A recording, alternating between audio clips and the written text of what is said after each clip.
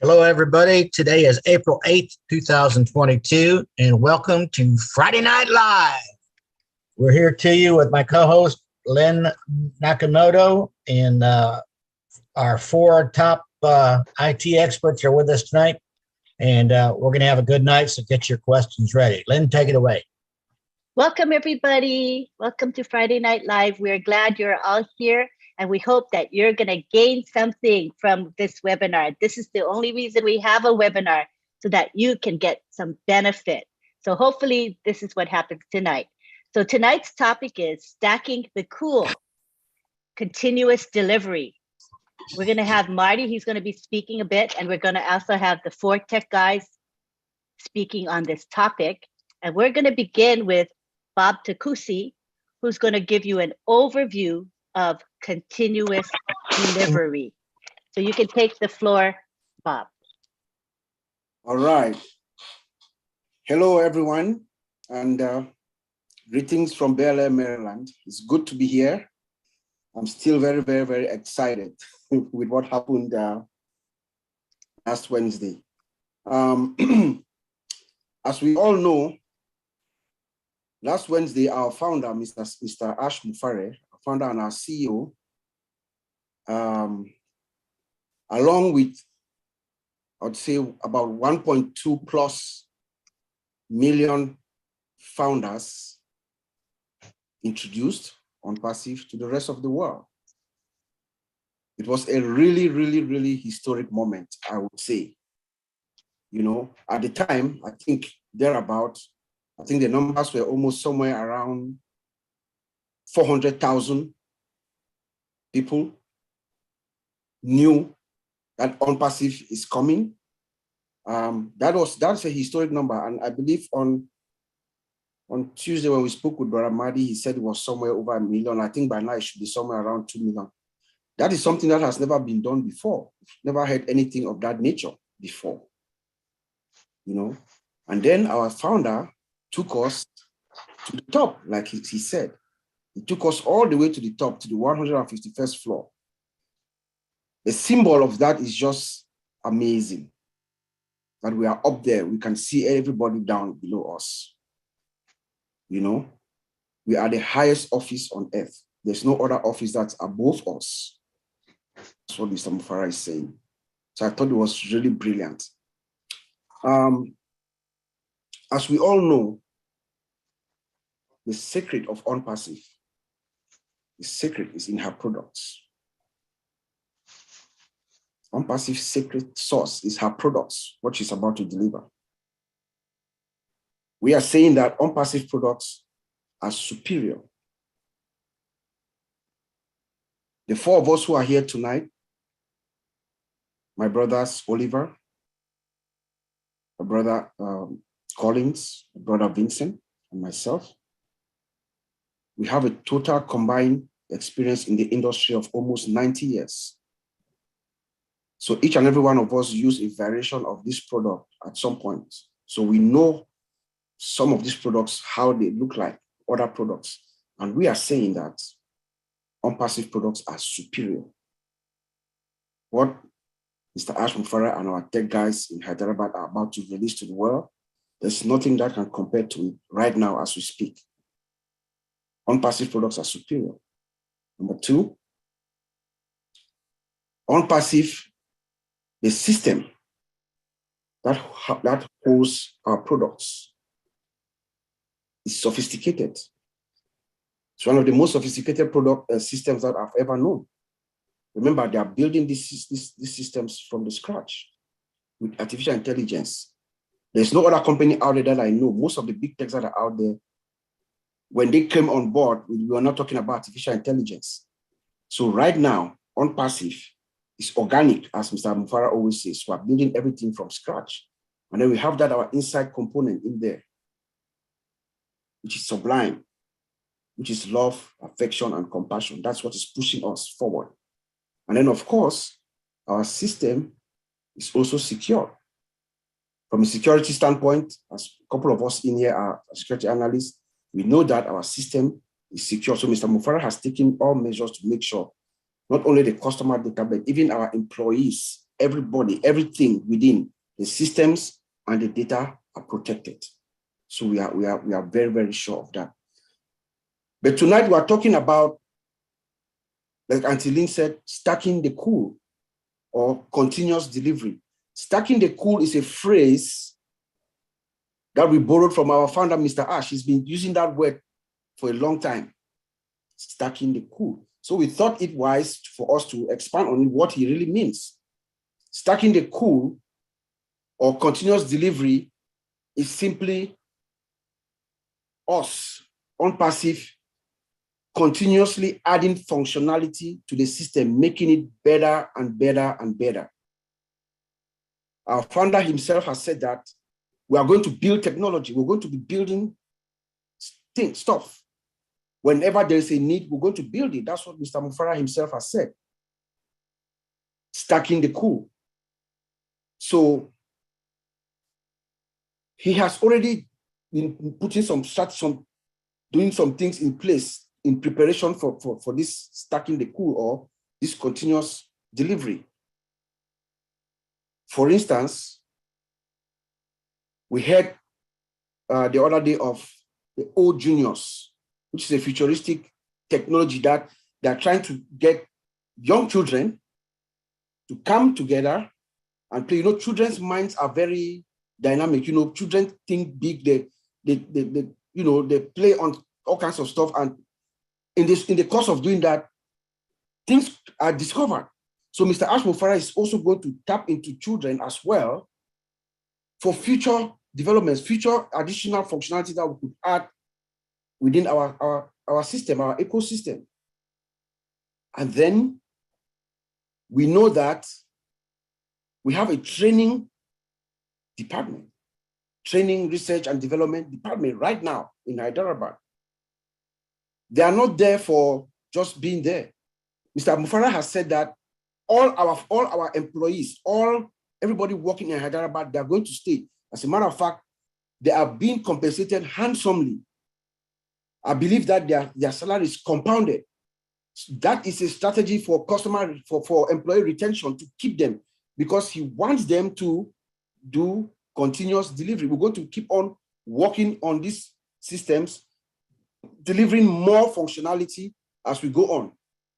So through our training and research and development department, that is what is going to be happening. Somebody's can you everybody until this actually?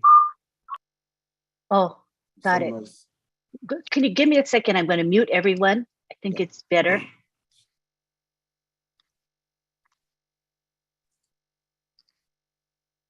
All righty, you can go ahead and unmute yourself. Yes, so that is in preparation for us for future, functionality being added into our system. And then we have, of course, our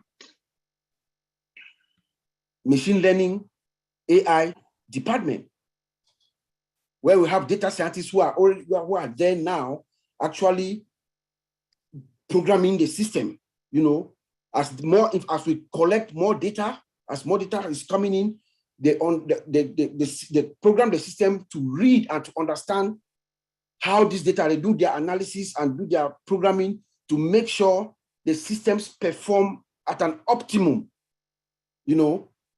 So all these are put in place right now so that we can add additional functionality that is stacking our cool, as Mr. Mufara always says. Now, how is this going to work? It's going to work exactly as they have built the system that we have in place. They will use it was going to go through the normal system development lifecycle, which is the agile methodology, to build these systems. They're going to make sure they do everything that is needed to be done when you are adding functionality to a system, like, making sure doing your cost benefit analysis and business impact and all those kind of things, make sure everything is fine. And then making sure that the security and the databases and everything is tuned and protected as it's supposed to be. So I'll just give you that overall, but my brother Collins is going to take us through the process in a much larger perspective. So, but when you think of our founder, when he says he's stacking the cool, what he's actually saying is that we are doing continuous delivery. We are going to continuously deliver and deliver and deliver. And he has said that whenever there's a need for technology, we'll build it. And he has the capacity to do that. So I'm going to hand it over to my brother Collins. Mr. Collins, you can take it away, bro.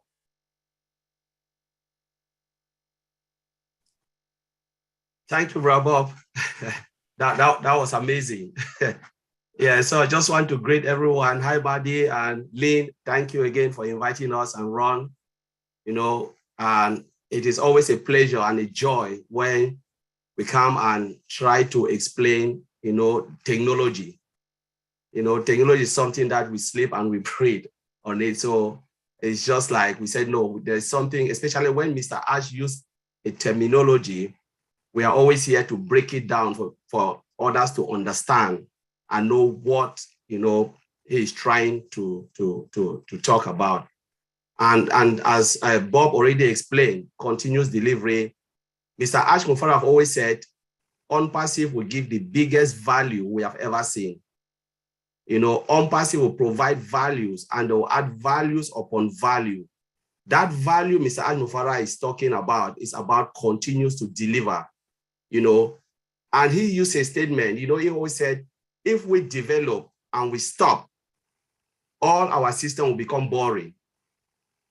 Customer will not have any expectation or any zeal to come. For instance, let's look at our product, O-Mail, O-Trim, O-Tracker, all of those products we have now, all dozens upon dozens of products. What if we don't add anything, we leave it at this level? Yes, we will sell. But at a certain point, it will become boring. So Mr. Ash Mufara already know this. And that's why he's saying we will deliver what we are seeing today, the old mail and the old tracker, the old decks. Give it 6 months to come, 1 year to come. Different functions, as Bob said, will be added on it, where it will always wow the customer and say, there will be no reason for them to leave our product because there will be something interesting on that product they want to use. Functions upon functions, value upon value. So I will just run through when Mr. Ashmore talk about, we'll add more value. I will show you the process. I just want you, not for you to know the system or understand, it's just to give you an overview of what OnPassive is trying to do, because we always said, we know only 5%. What the customer, like we, the founders, we know is 5%. I always said 5%, some people say 10%. 95% is things that we don't know. 95% is behind the scene. Lot of works are being done and we don't know. Lot of processes are carried out. We don't know about it. The only thing we know is the finished product we'll see and we'll say, wow, this is beautiful. But the hard work and all the, the stress and everything, we don't even see it. And just want to show you that process. I'll share my screen. Okay, Bravo, let me share my screen. Go, all right. Can you guys see my screen? Just thumb up if you can see it. Great, all right. We're talking about continuous delivery. If we look at this diagram, the one just in front of us, that is what it means by continuous delivery. It means this OnPassive will continue to develop. If you look at my mouse here, they will continue to develop. Just look at all the products we have. It can be a new product or an existing product. So Mr. Ashmore can say, we want to add some functions on O-Mail or O-Trim, O-Tracker, name it, whatever product we have, it will not stay there. It will always, there's always room for improvement and room for additions of functionality that will keep we, the customer, because we are customers, we are founders who will be using this product. And sometimes there are things that we can have challenges. Mr. Ashmore will look at it and say, okay, how will the customer do their job from end to end? Now we know these challenges, we can add it there so they can easily stick on our products and then use it completely without looking for another product or looking elsewhere for something. Now, what will happen? Say we have a product, we've already built it. The developers will go in, they continue to develop piece of functionality that Mr. Ashmore have tell them, please, we need this to be added on O-Mail or O-Tracker, O-Trim, O-Dex, everything. Whatever Mr. Ashmore will think, they will go in, they develop it. That is called continuous development. Now we go to continuous integration. Once they develop, they have to integrate it.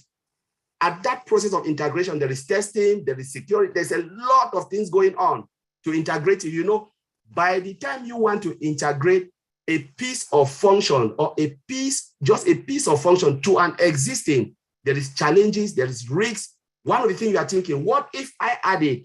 What will happen to the existing one? Will it break it? Will it destroy all our hard work?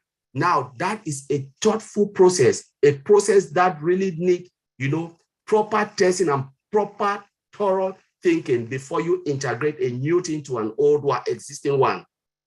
That's it. Even if you want to integrate it to what you are building, you know, in building new product, there's still integration.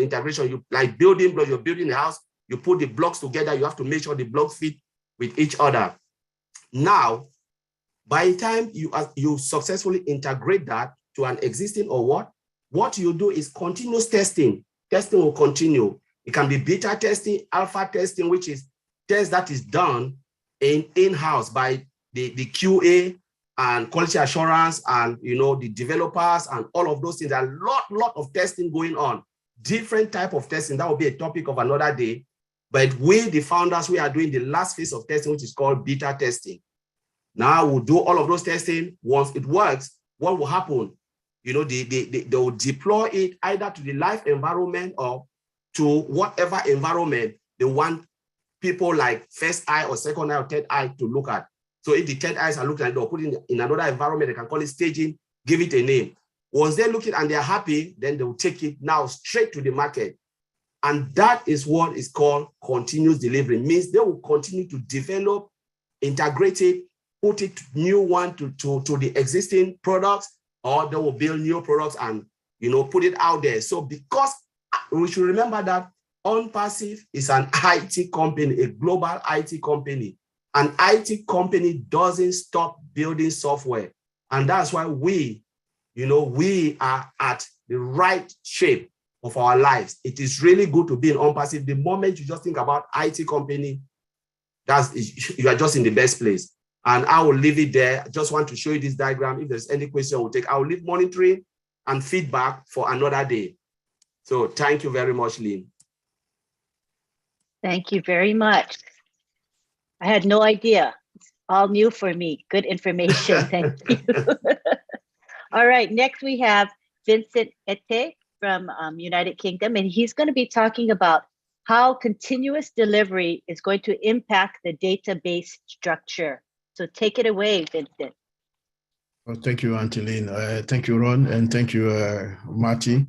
Thank you, Collins, for this wonderful presentation. Thank you, Bob, also for your wonderful presentation.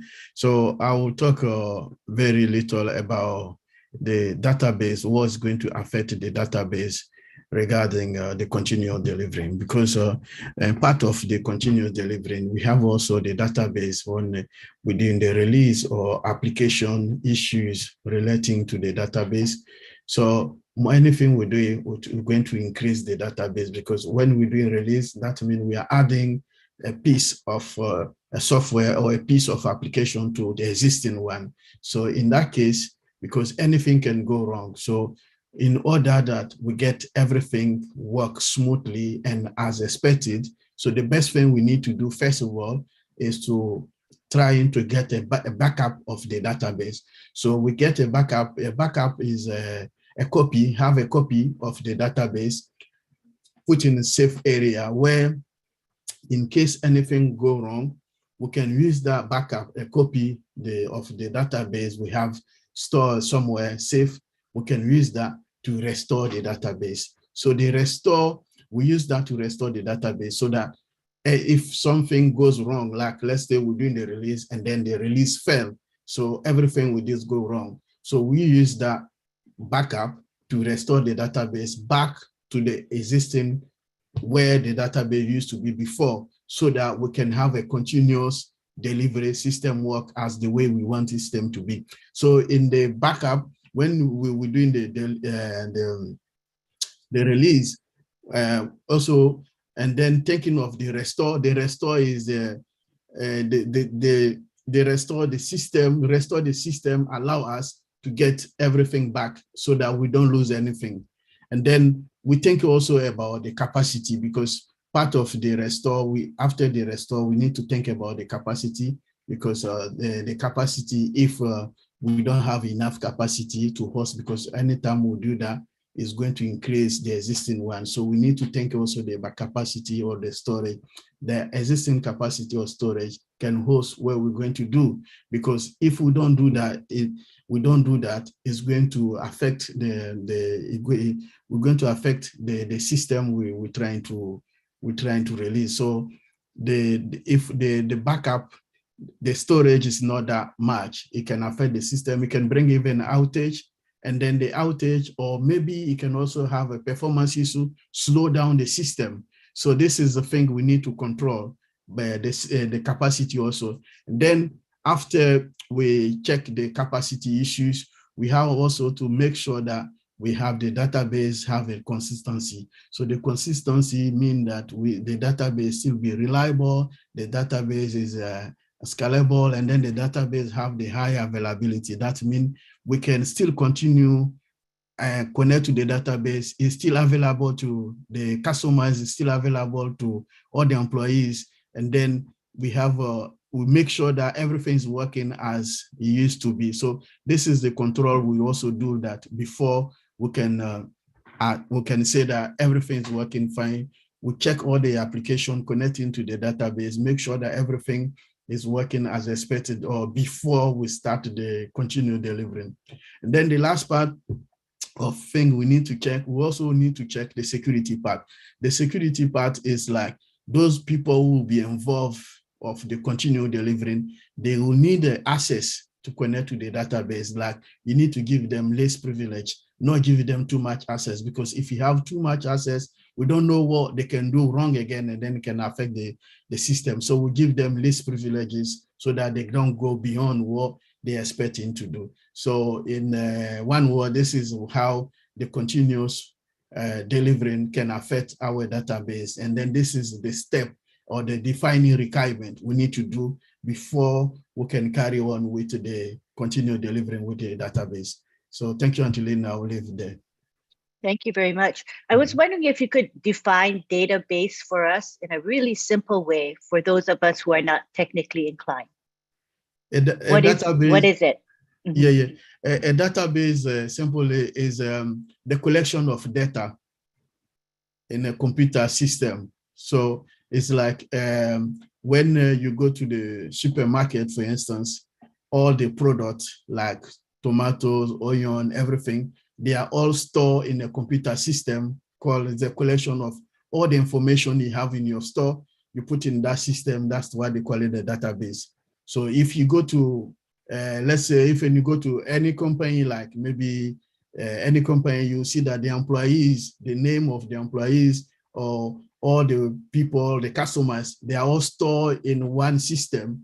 And then when we need it, we use the computer system to go to it and retrieve the information from the customers or maybe the employees. We want to know maybe a date of birth. HR can use it, for example, looking for all the people working there, or maybe data, we want to look for special information. You can say, okay, we want to look for a lane, or maybe date of birth, or maybe employee security number. We can use the database to retrieve this information. So it's a collection of the data in a computer system organized in the structural computer system. So this is how the database works. So in every system or every corporate, we have a database. Hospital, anything we do nowadays, even mobile phone, when you use our mobile phone, all the information we retrieve in our mobile phone, they are stored in the database. So it's like a collection of information in a computer system. Thank you very much. I would imagine that on Passive, because it's an IT company, holds a tremendous amount of data, right? Through the software. I'm just imagining there's a lot of data, as well as founder data as well, right? Network contains data. So I think that the database needs to be secure. So this is a good segue to Oliver Fonte, whose field is IT security, and he's going to talk about security and other issues pertaining to continuous delivery. Yeah, hi everybody. Greetings from Baltimore, Maryland. I want to greet everybody and I say I'm continuous delivering. Let me just break a little bit what continuous delivery means. I'll give a simple example with our house. Continuous delivering is we have mail. Now the CEO or the tech guys in Hyderabad, they added another new feature to it. It's like you have your house, there was no fence in the backyard. When you added the fence there, that is what we call continuous delivery. It has added a value, additional value in the house. Then for our moms and our wives, our sisters that they do have their house, they always like their kitchen to have an island. That if the house came with no island, you added an island in that house. That is continuous delivering. You've added the value. So that is why the CEO keep telling us that we are going to add value in our products, and we are going to be 5 years ahead of all the tech companies. And before they get that 5 years where we are, we'll move to the next. Now we are at the top in Burj Khalifa. So that is continuous delivery. Already we are at the top because we are ahead of all the tech companies, because we have an office in Burj Khalifa that is continuous delivering that we've not even launched. So I just want to define that word continuous delivering to the layman understanding, so that we should understand what is continuous delivering in IT. It applies also in our normal common lives. So let me go by the security part of it. We should remember that when you add new feature in any product, or desk, or mail, or tracker, that additional features that you add is continuous delivering. There must be also security in everything. Remember that we followed the agile system development life cycle that Colin just showed from the beginning, from the initialization to monitoring and maintenance. We'll come to that maybe next week.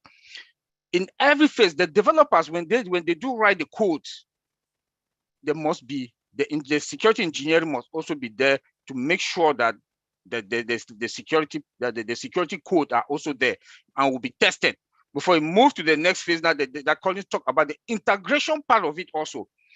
Before they integrate, before they have to do any integration, it has to be tested also to make sure that security is also there in that phase. Because without that, it's going to cause a lot of problems. If they miss to write the code or to integrate security in any of them, then we are going to have problems. And I know our guys in Hyderabad, they do understand that. And before it goes, they deploy it to the non-production environment. I always say this, to the non-production environment for the final testing. You know, I don't want to talk about the database also, because my brother Vincent just talked about the database, the security in the database, the giving the privileges and the revoking of privileges, you know, and they give you permission based on your task, on your functionality that you're doing. That is also security. I don't want to touch that part because Vincent already elaborated on that. But before it goes to that non-production environment for final testing, to make sure that the security in all the phase of the new features that they want to add, that the continuous delivering, they have to check and test all the security features that are there before they deploy it. Now, after they finish in the non-production environment testing and the security is there, everything is checked. Now comes the area now to roll it out. Now we do the alpha and the beta testing. That we just did the beta testing with the other products. We also, as we are checking and testing also in that production environment that is ready for that they will deploy it. Now the CEO came out. My brother Bob just mentioned also the third eye. The third eye, they will also make sure they do their work. They will test it also. They check, they make sure that everything is okay. If they don't break anything, bam, we are good to go. Like most of the products that I know now, I would suspect that they are ready to go. And they also have network security in all the phases. When they are checking, they have to check, make sure that the network security from the servers and everything, they are also there. The brute force testing also comes in. Brute force, what does that mean? Somebody want to hack your account. They might go now and try and to test your all kinds of passwords. Use your name and your date of birth. If they know your date of birth, your zip code, mix it to test it. 3 times it will block that account. That is what we call brute testing, and they have to test that one also. Then you have database production testing also. This come in all the phases. They are all mixed in the phases of the testing, and this is all comes with the continuous delivering, because they are doing everything all over again from the agile system, from the agile development life cycle. They follow the same life cycle. Come again also, we do have what we call access to application testing. They have to make sure that all the rules, the rights in all the applications, like your name, in banks, you have people's addresses, everything. They have to test it also to make sure that the hackers, the bad guys, they cannot come in. This comes in also with the continuous delivery. So I just wanted to say that in short, and my brothers, they've also said a lot in it. And in that continuous delivering also, they also do the pen test, the vulnerability scanning, all these things are also, they will perform all that same task to make sure that in the security part of it, we are good to go. And I'm sure 98% security guys, we don't give 100%. We don't give 100% when it comes to IT security. But 98, 99%, I'm sure all our products now that are ready to go to roll out to the public, to the market, I'm sure we've passed all those tests. In the next 6 months, 1 year, the CEO will come and announce that we have more features in this product, in O-Mail, O-Tracker, O-Virtual, O-Academy. We will be adding more features, addition, that is continuous delivering. And that is how the value of all our products will increase. And continuous delivering will be, they will perform that continuous delivery in all our products. All our digital products is going to apply to all of them. That is what in the next 1 year, we are going to have that value, going to increase value to all our products, and we are going to be ahead of all the tech companies. Because what we have advantage. We on passive products, we have advantage. Why? We have artificial intelligence from scratch, the 100% automated, and the integration part. That the other tech companies, what they do, they patch. We don't patch. We have, all the products are our products. What the other tech companies are doing, they are buying other software or other products, bring it over to them, revamp it, and put it to the market. But all our products belongs to our products. They are unpassive products from scratch. And when we want to do our continuous delivering, we already have a template. The template is there already. So it's not going to take that long. The continuous delivery will be tack, tack, tack, So, and the CEO mentioned to us maybe last year that after we finish with all our products that are now in the market, if we want to increase the value or additional products to come, we have a template already. He can say, okay, it will take us 6 months, 5 months, or 2 months to finish a product and roll it out to the market. So I will leave it there for any questions, concern. We are ready to answer your question. Thank you. I would like to ask a little bit of a question. So when you talk about AI built with AI from scratch versus patching, could you give an example, a real life example that would help us to understand that concept and the difference? Okay. Maybe Bob, and I will start, then maybe Collins and Bob and Vincent, they can continue. Our products, they've built our products all with AI, artificial intelligence, automated. The automation is 100%, and the integration.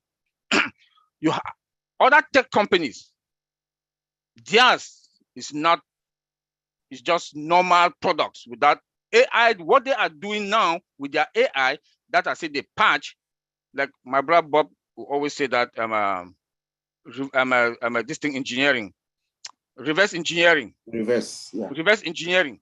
That now the reverse engineering means that they have a product already.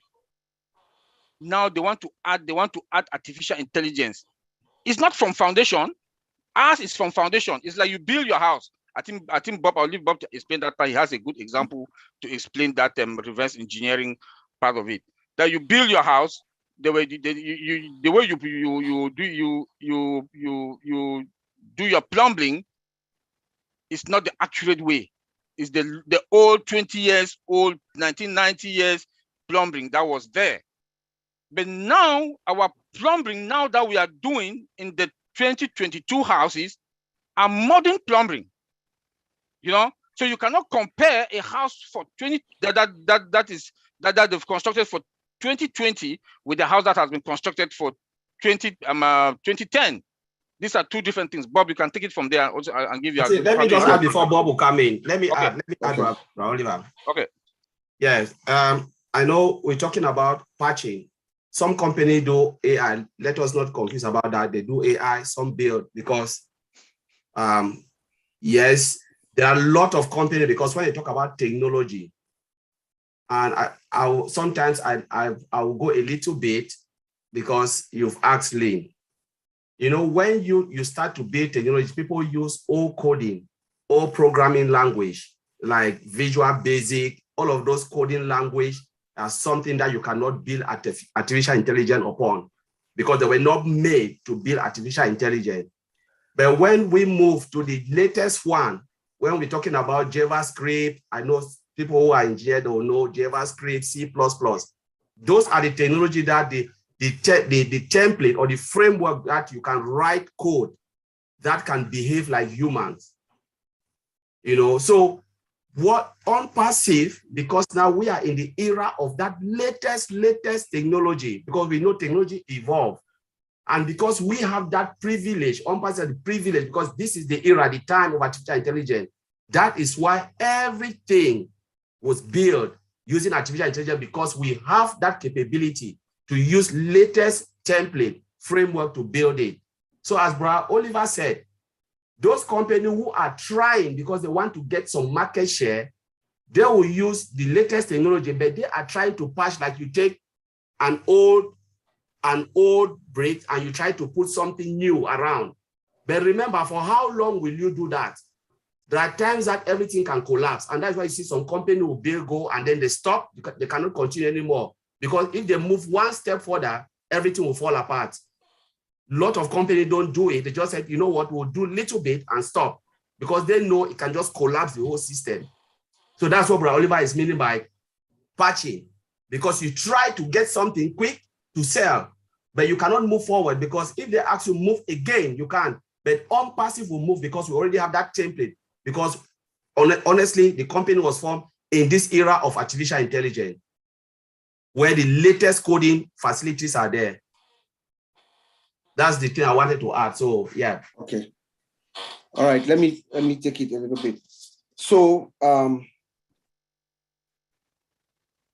just to add to what my brothers have said, let me give a really good example to add to what Oliver was saying. Right now, I'm trying to see if I can say this. We know that we have our O Connect, on-passive O Connect. It has what we call the auto translator that we have built it inside, right? It comes with it.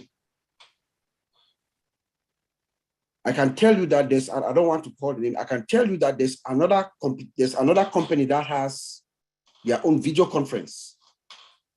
And I did a review of them recently. What they have done, they are trying to also implement their auto translator. But they have gone out and bought a third party. Another company is doing the translating. You see? So they bring this other company to do the translation part of they integrate this third party to their own system to do the translating for them. That's how they patch it to make to make good of what we are doing. But what ours is, we have built ours from scratch. It's part of our system. But I think Oliver was trying to want me to explain how I see OnPassive in the big picture in the 21st century versus the other companies. Remember, OnPassive is 21st century companies being built now. Most of the other companies, they were built, they were sometime around 1998 to 1990, 2000, and stuff like that. We did not talk much about artificial intelligence. Has been around for a while. Yes, we did not talk much about them then. So most of them are built without artificial intelligence. For instance, I see OnPassive like a house that is being built today, right now, 21st century house. Remember, I have this example where I say you are away from their house, and the mailman is coming to deliver a check at your door. You know that it is a rainy day, right? You are away, and you know that check is about $50,000. You know, if the mailman drops that check on the mailbox, it's going to get wet. So, but you are away, you can see, you check on your phone, you can see the mailman walk up to your door to knock on your door to see if you are home. You are not home, but you can see the mailman, and you can talk to the mailman via the speaker on your camera, and then you direct the mailman to go around to your garage, and then you can remotely open your garage from wherever you are for the mailman to slide your check under your door. That is OnPassive. Now, I'm just trying to explain. That is OnPassive now. So, but the other companies, they are not like that. So what they are doing, for instance, let's take Google, for instance. They have a 21st century building, nice, tall, 50-story building that was built in 1998. So now they're trying to implement AI from scratch. It is like you have built this beautiful, nice, beautiful building. There are people in there already. All the stores, shops, and people are going up and down, going up and about. And then you come now and you want to reconfigure your plumbing system. Could you do it? Yes, you can do it, but it's going to take a long time for you to get there. While OnPassive is the 21st century house that we are building today. So which house are you going to buy? If you were to buy a house now, would you buy a house that is being built right now, which is OnPassive, or one that was built 25 years ago? That's how I just want us to see it. That was wonderfully explained. I get it. And I also see that we'll be way ahead of the game. You know what I mean? Because we started with the AI template from scratch. So I think it'll be hard for anybody to catch up to us or even surpass us. That's what my opinion is. All right. We would like to have Marty share. Go ahead, Marty. Marty DeGarmo. Yeah, very interesting, guys. Thanks. That was really, really cool. For me to understand it better, the way I see it is you have a third party of anything, right? On marketing, you can go out and buy a script.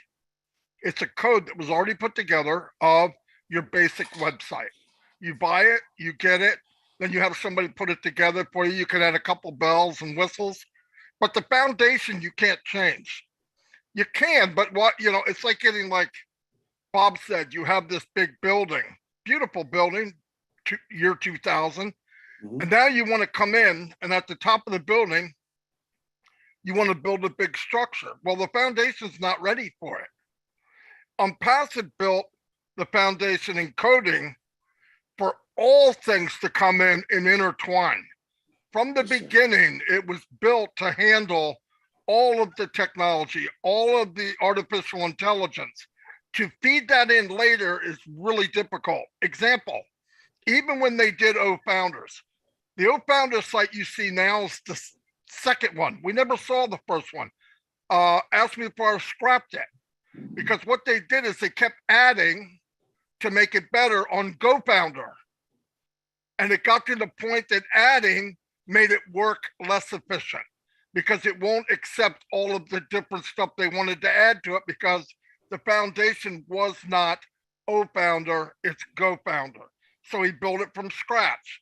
Same thing with all the stuff here. You can get a third party and you could go out and buy a third party anything, by the way, a mini YouTube, and where we'll take in videos, it'll do all the, but to get it like Ash wanted it, where department store number 1 and department store number 100 link together and they run together like a fine watch. You're not going to have the difference where one's can't run right with the other one because it was built in 2004. The other one was designed now. Everything he's designing is for tomorrow. So if he starts it, he's building it and interlinking them as he goes. It's not a third party. Listen, when he first started on Passive, he was going to have a marketing platform. A lot of the stuff that was going to be brought on was third party. In other words, it's out there, you buy it, you had a couple of bells and whistles and you call it your own. Ash decided a couple of years ago, that's not what he really wants. I need to build it from scratch, because exactly what these gentlemen just told you, if you build it from scratch, anything you bring in now, all the windows fit, the roof fits perfectly. If you want to add an addition, it locks right in place like Lincoln Logs. It's not like you got to keep bending it and twisting it to get it to work with the system. The system is designed to grow, is what I'm trying to say. The system was built to grow. It wasn't built to stay here. And if you do that in the beginning, which he did, now if you add on a massive, something that, with a lot of data, like tons and tons of data, it can handle it. Because why? The foundation, like I said a long time ago, has been made for the biggest plane that ever flew. Now, is it the biggest plane yet? No, but it doesn't matter. When it becomes where it's going, which I don't think will ever end, that foundation is thick, it's strong, it's long, and can handle anything we add to it. Like everything he did, if you listen to him. How much strength do you have? How many people can join on Passive? And most companies, 10,000, 50,000. He said, I wanted to be able to handle 1 billion. Guys, that's insane. That's insane. He didn't have to do it. The other thing these guys are saying that I'm catching, a lot of companies build stuff as cheap as they can. It does the job. You want a flashlight, it shines. That's not on Passive. On Passive says, I want this and this and this. And then what is the cost? Not how much would it cost me to get this? As says, I want this, this, this, and this. They come back and say, well, that's going to cost you blah, blah, blah, blah. So what? Do it. Do it or die. That's how fortunate we are that he has that mindset where if I can have this, I want this. Now, we look back 100% uptime, right? That's a big deal. Hundreds of thousands of people hit the site at one time. It never blinked. Yeah. It never blinked. And guys, let me tell you, Facebook even gets binged once in a while and shuts down, okay? It happens. It could still happen, but man, for it not to happen up to this point, unless they say do it, we have it made, because his mindset is, I want the best. In fact, I want better than the best. If something new came up right now, today, as we're speaking, he would add it. And the foundation, the structure of data and the coding is ready for anything he wants to add. That's why it takes time. That's why it's working the way it is. That's the best way I understand it. And I am not a tech guy, but I'm just saying best way I can understand it. That's all I got. All right. Miss Lynn, we have a question in the chat. It says, can anyone explain a little bit on what data synchronization is all about? Any of you can take that. Okay. Thank you, Antolin. Yeah, data synchronization. Let's say we have people working from different locations. Let's say we have a different location. Someone can be in maybe New York, and someone could be maybe in Washington, and then they are working in two different remote offices. But the data, when I put the data in the system, and then the other office, they have also the same data over there. So the data synchronization make that the data the information I put in here, the information will synchronize to the other offices in Washington so that they have the same level of information of the data. So if, let's say, if I put maybe B in our system right now, I'm in New York, you are sitting maybe in Washington, you will get that the information B I put in the system, it will reflect to you there. You too, similar way, when you put the information there, I be sitting in New York, I can get the same information. So this information communicate is like a way of communicating to each other. So one thing, any update you put in there, any other person also go to the system can get the same information. So that's the synchronization between maybe two data. So the data A and B, they communicate together, and then they have this, the two of them, they communicate, the synchronization bring the same level of information for the both sides. I don't know if I make it clear, if people understand that way. That sounds good to me. Let me just add it to make it more simpler, because I think they use the word synchronization. It's about uniformity of data. Mm-hmm. So when they say something is out of sync or is synchronizing, say you are getting the data, it's just the uniformity. So like what Bra Vincent said, once you enter something, it should be uniform to what they have entered. So if somebody search, it's the same information they are getting across the system.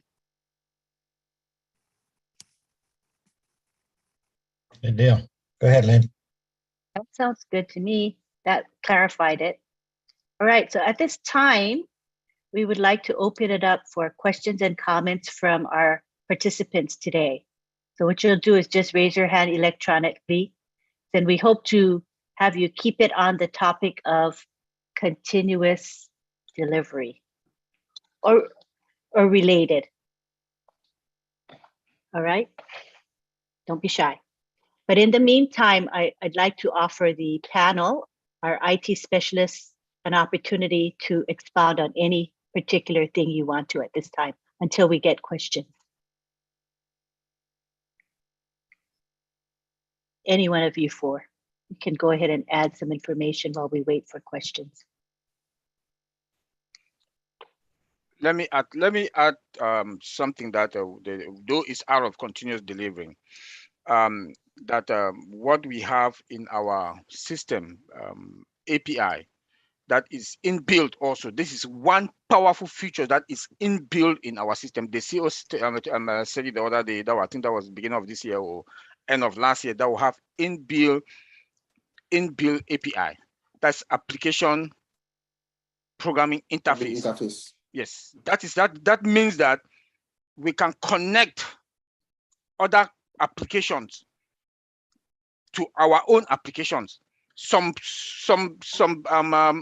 tech products or some tech companies you cannot use. For example, Apple. You can use. They don't have API in their products.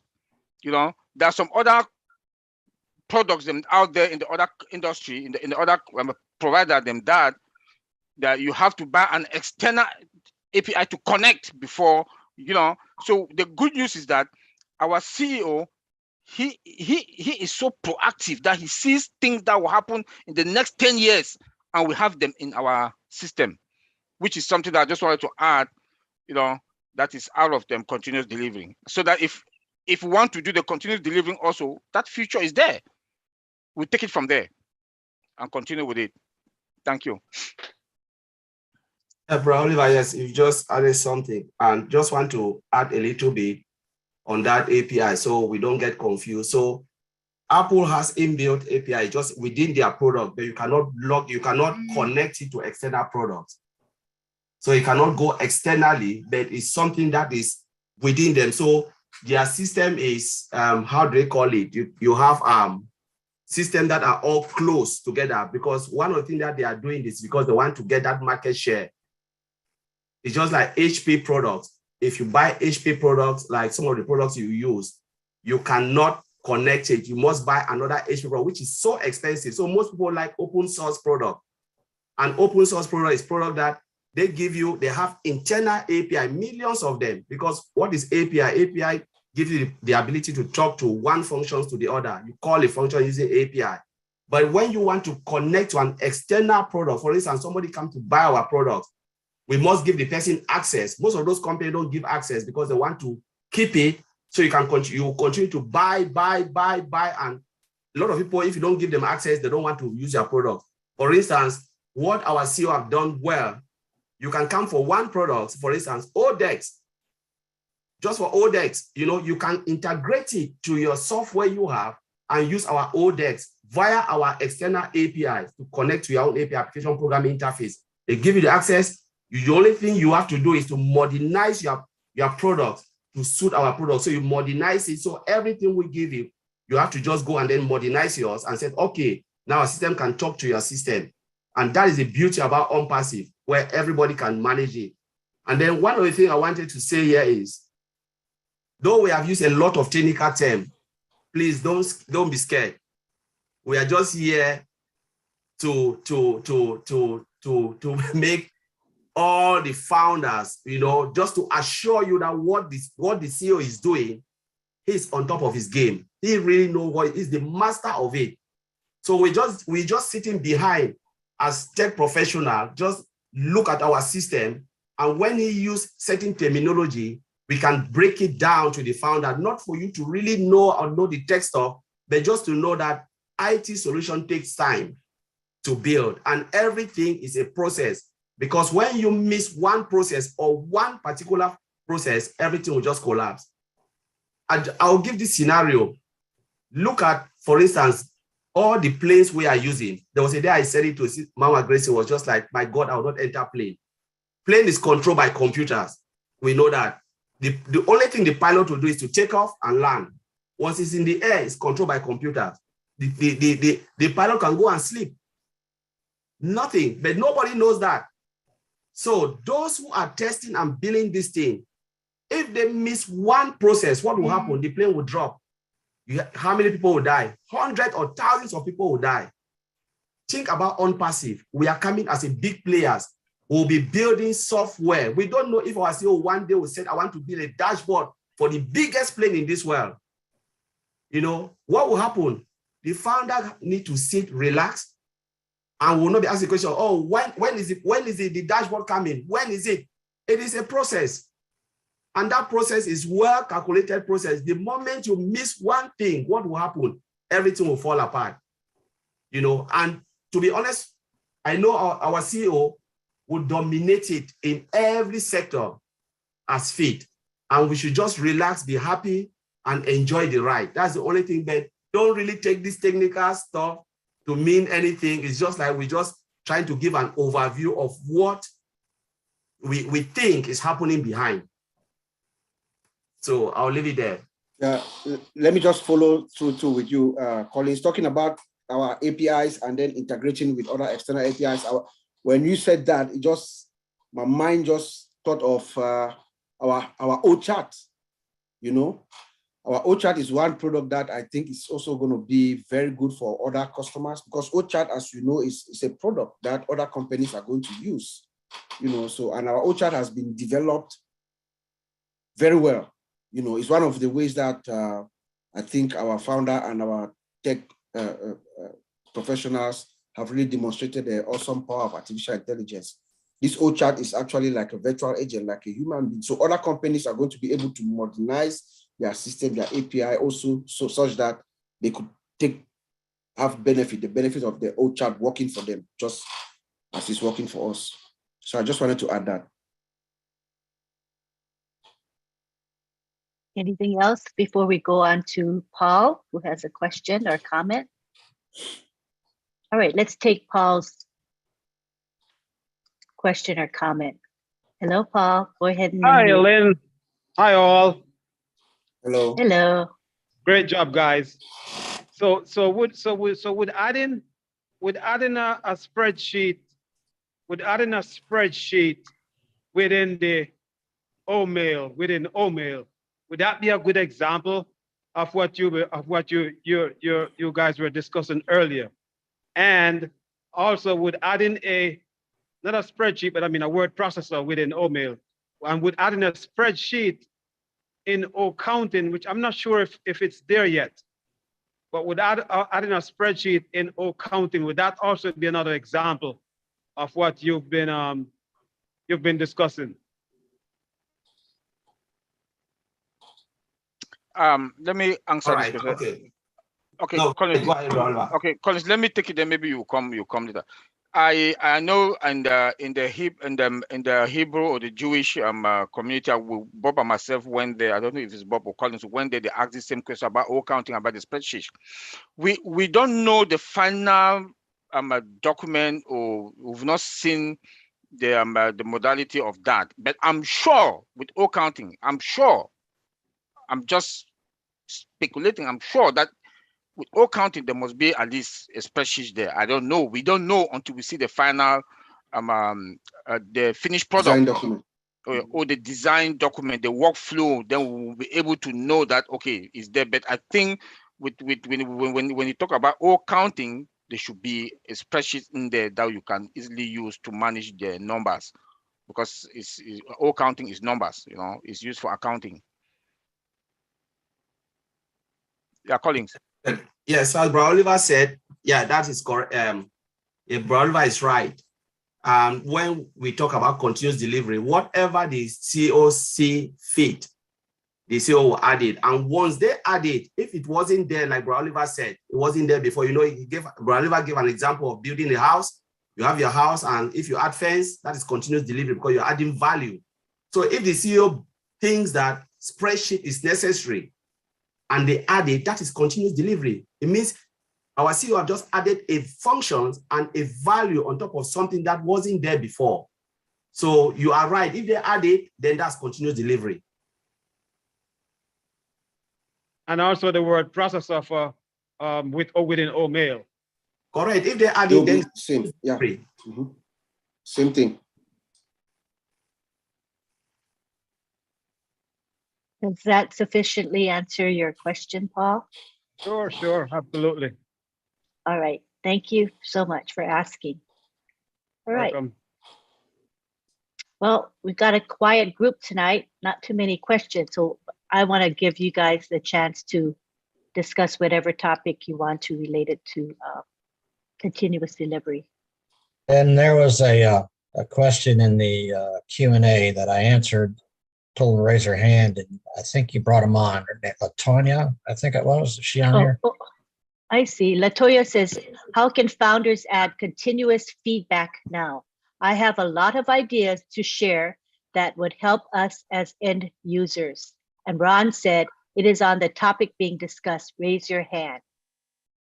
So Latoya, go ahead. If you'd like to explain your question a bit more, feel free to raise your hand.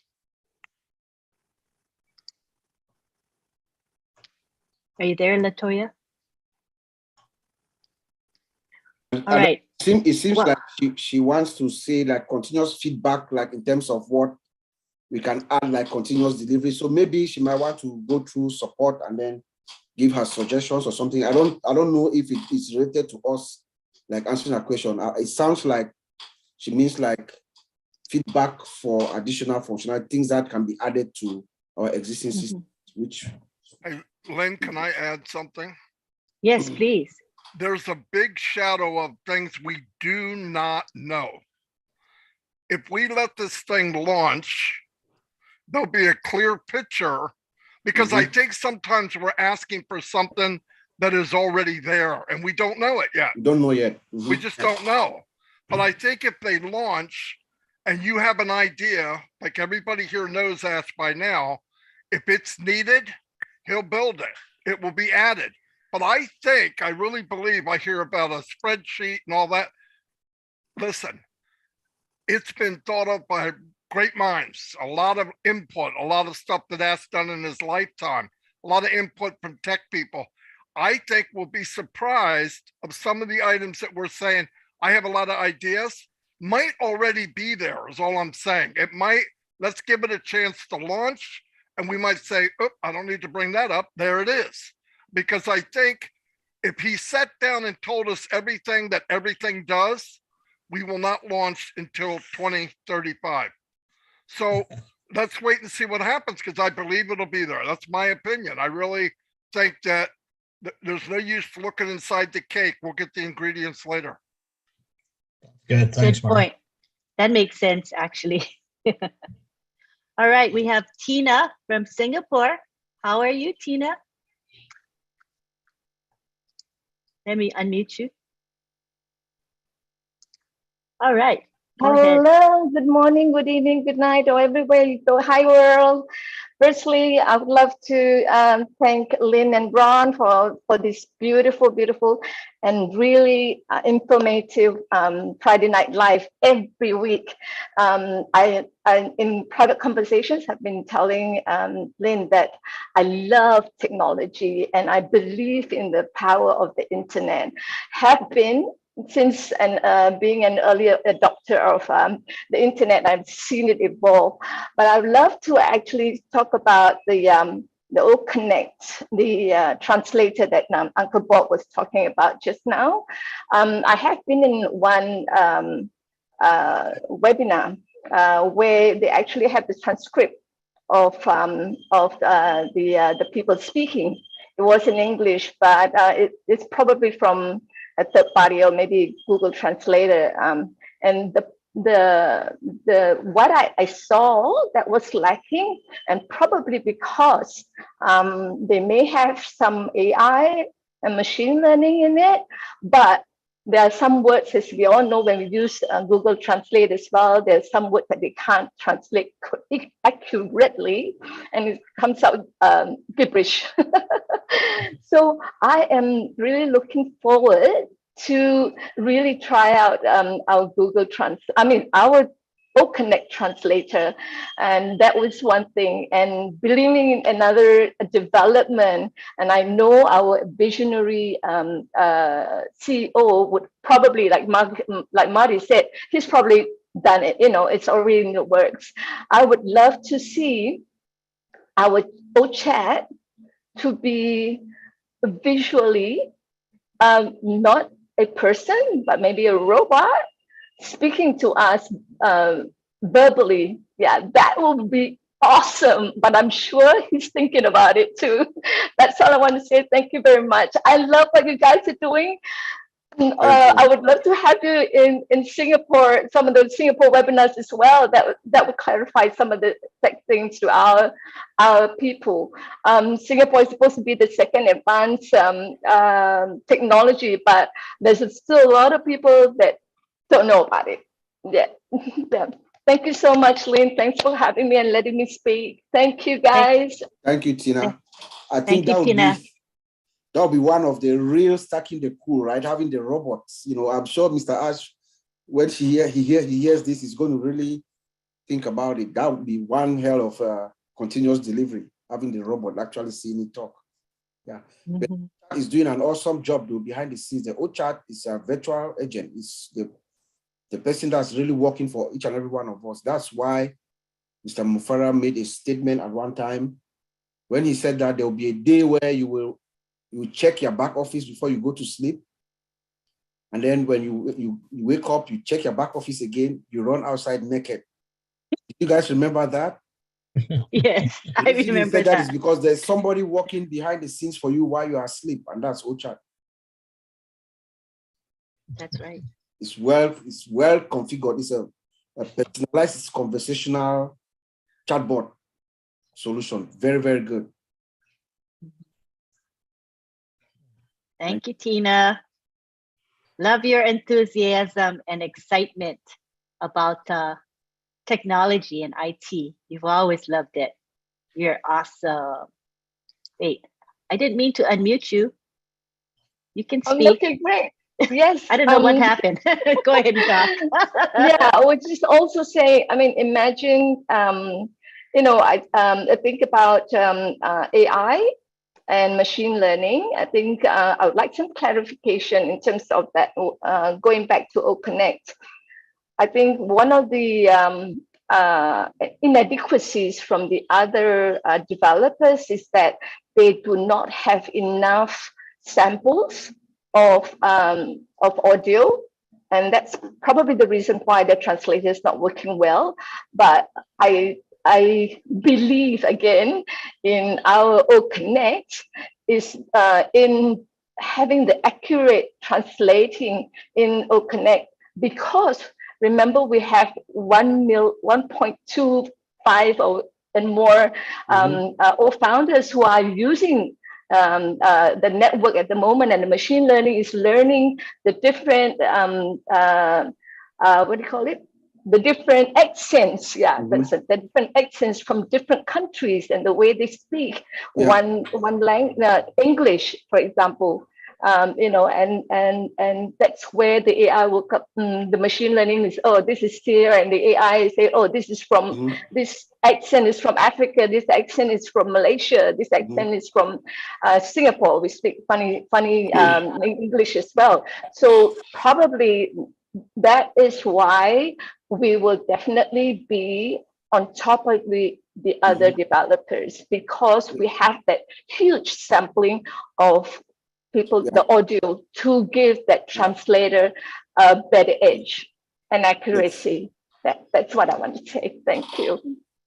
Yeah, I mean, it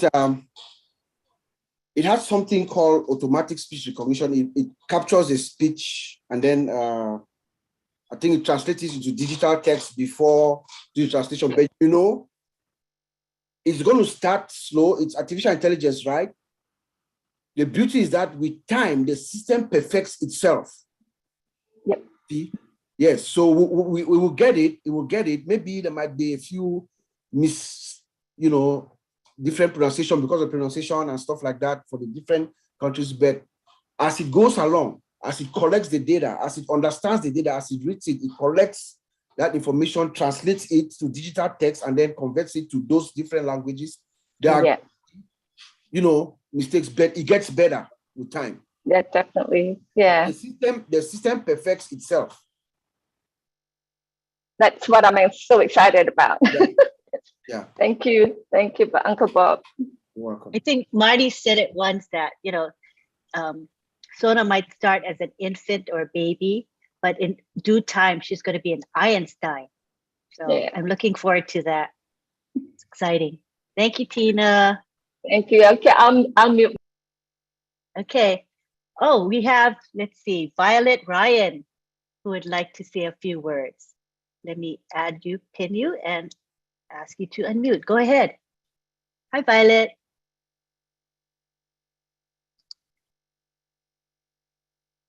You see the button? There you go. You're good now. Okay, thank you. You have two devices. You maybe turn off the other device. You turn the volume down, please. Yeah, sorry. We do have two devices here. No problem. And that's why I'm here. My son streams, and when he's streaming, I can't watch a webinar because there's not enough power or whatever it is it needs. He ends up dropping off, or I end up dropping off. And I was wondering, when we get our new data center, will it be able to handle things like that? Both of us working.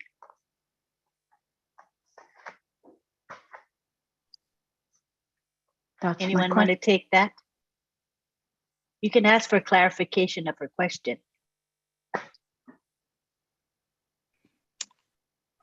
This one, if you have connection problem within your house, this should be with your provider. I don't think it has anything to do. It has anything to do with OnPassive. If OnPassive launches, our data center has the capacity to carry our data and that of the customer. But if you have connection problem within your house, it should be connection. It's not really a connection.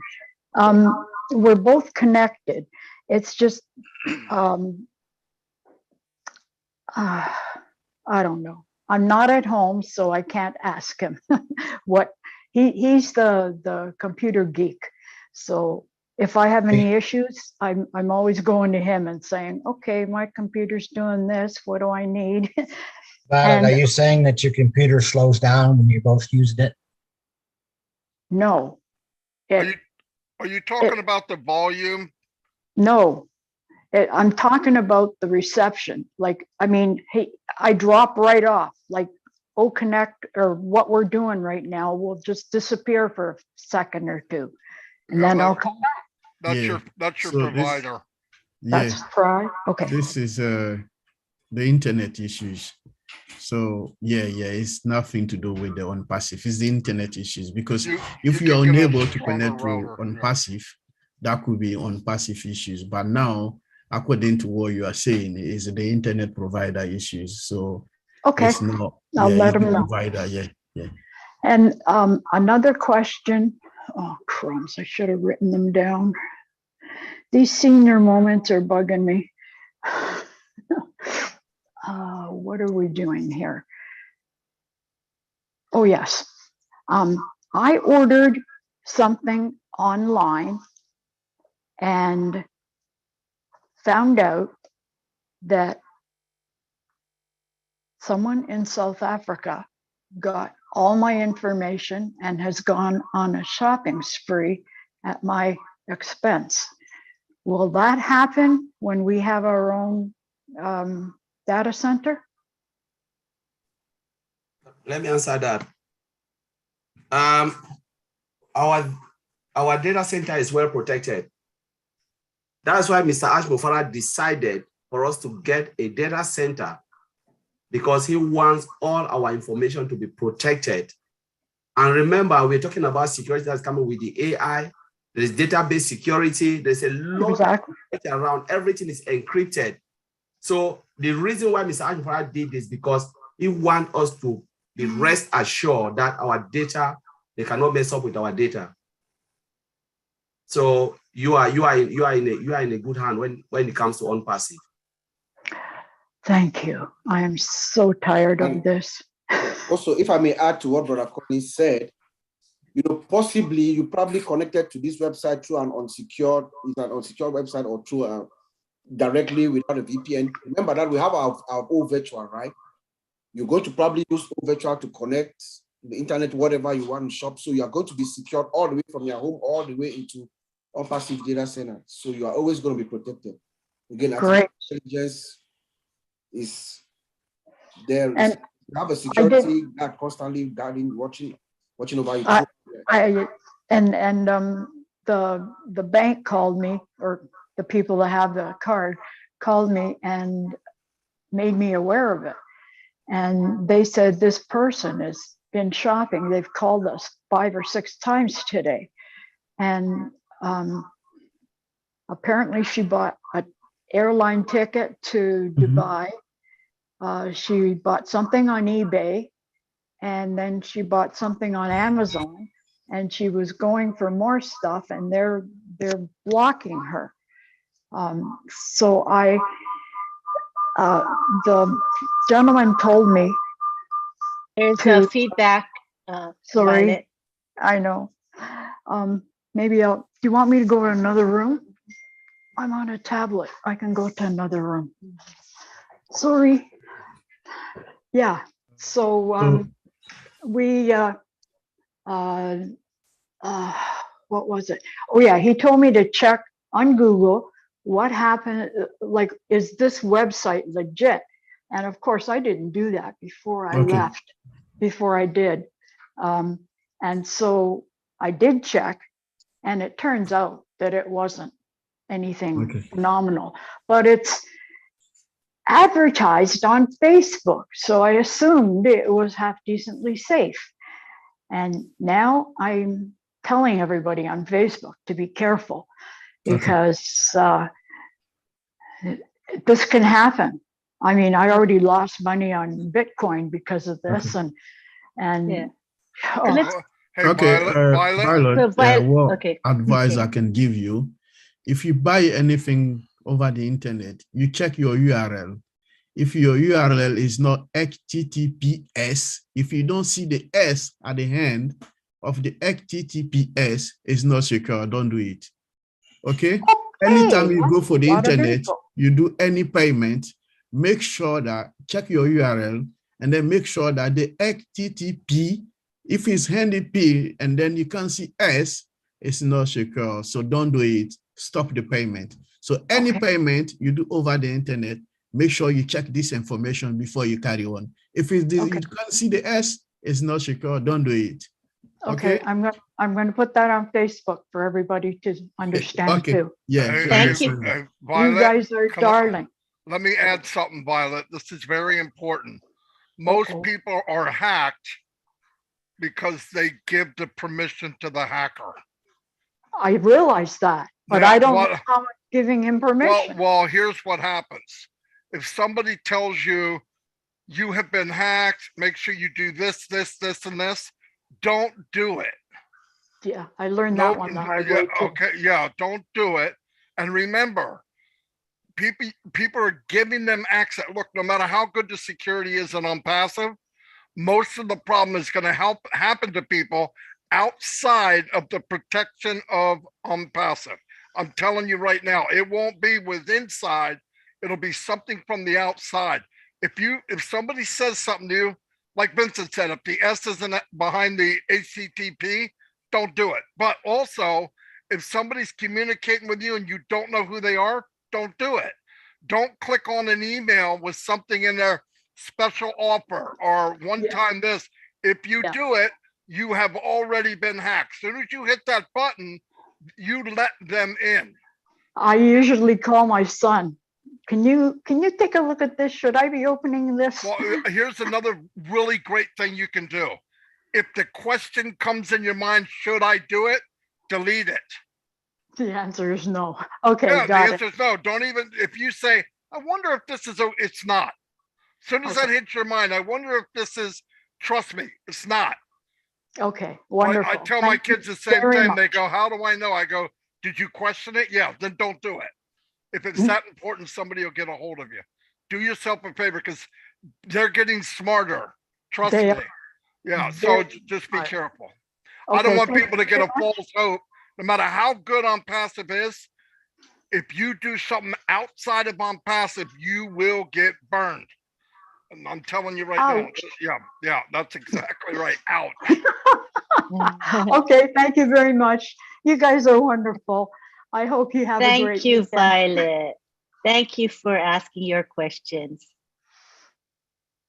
All right. Next, we have Bruce Gerstein. Come on down. Okay, then I'm down. I gotta say, you guys are like somebody put on the dream team before, and you guys are our dream team of tech guys. And I know that you guys you chomp at the bits to talk about stuff, and you love talking about it. And one thing I'm very clear on is that everything is still done for us. And what you're really doing is reassuring everybody that this is all going to work and that this is how smoothly it's going to work. And when it comes to machine learning, that's something we don't talk about too much. But if you think about like artificial intelligence, it means it's not intelligent yet. It has to learn things. And the more like we go into chat, I found that the more I communicate in there, the more it doesn't just refer me to a website. It tells me more and more information. And the more we all do that, the more it's learning. And the more it learns, it becomes easier for people who come in later to also get the same idea through them. So I gotta just say kudos to all you guys. My only question was, and Tina said it so beautifully, she said, because I didn't hear about machine learning tonight at all, really. But it's very important for people to understand what machine learning is all about. So maybe you could tell us a little bit more about that. Thanks again, Lynn and Ron. You guys are fantastic too. Thank you, Bruce. I hope my voice was clearer today. Yeah, I could understand you. Excellent. Any one of our tech team can respond to your good questions. Yeah, I think I heard that. I think Bruce is talking about machine learning, right? Yeah. So we didn't talk too much tonight about machine learning. If we can expand. So the topic was continuous integration. I think we've talked about AI. We've had AI here, artificial intelligence on this show. I think that was two weeks ago. But so today's topic was about the stocking the coal. You know, Mr. Ashbufara always talk about will provide more value. So we want to look at why Mr. Ashbufara is making this statement and how are they going to provide this value he's talking about. That's why we come up with the topic called continuous delivery. So it wasn't about machine learning, though we divert a little bit to talk about different areas. It was more about the value that Mr. Ashbufara is talking about that Compass will provide. I don't know, but maybe if you want, we can find it there and then talk again about AI and machine learning. That would be great because it's a big topic. Yeah, I think so. That's another night. Yeah, we've done it before, but we can still do it again. Okay. Yeah, certainly. Thank you, Bruce. You're welcome. We have next Francisca. Hi, Francisca. There we go. Great. Hi, guys. Wow, you guys are really putting the cherry on stacking the cool. It's always so great to hear the Friday Night Live. Thanks, Lynn. And oh my gosh, Colin and Vincent, I know it's like 2:30 in the morning in the UK. Like, you guys just rock. I just wanted to add in a comment. And, you know, for those of us that attended last Wednesday, Marty and Red delivered a really super interview with Mohammed Kamel. You know, he's the guy that's been the brains behind the project in Dubai, working with Ash, and he's the COO, Chief Operating Officer. So it was really great to hear the conversation. They did such a great job picking his brain, and what he was saying about Ash was, who is this guy? Like, they just couldn't believe how Ash, as Marty said, has no limits, the highest standards, you know, no budget, no limits. He just goes to the top. And they were constantly saying, you know, is this guy for real? He just attracts the right people. And they gave Ash this great quote: if it feels normal, it isn't the right thing to do. Because, of course, as Ash always says, we're a unique company. But what was really fun is when they said to him, where do you see On Passive in 5 to 10 years? Right away, he goes, we will control the galaxy. We'll be going to Mars, to Jupiter, and to Pluto. It was just so awesome. And I just wanted to add that in, given everything you guys have said, that, you know, we are numero uno, we've got everything covered. We've done the foundation from the ground up. We've got everything right, modern, today's high standards, the best technology, the brightest brains, the greatest leader who's the biggest visionary ever, having this all be put together. So wow, we are just on a journey. So thanks everyone, just terrific to be here with you all. Thanks so much. Thank you. Did any of you have a response to Francisca's comments? I believe we all agree with her that we are all in a great place and nobody's going to touch On Passive. We have that confidence in Ash Mufara and the company. All right. Next, we have Guido Kamanzi. Come on down, Guido. Good morning, good afternoon, good evening, everybody. I'm so happy to be here.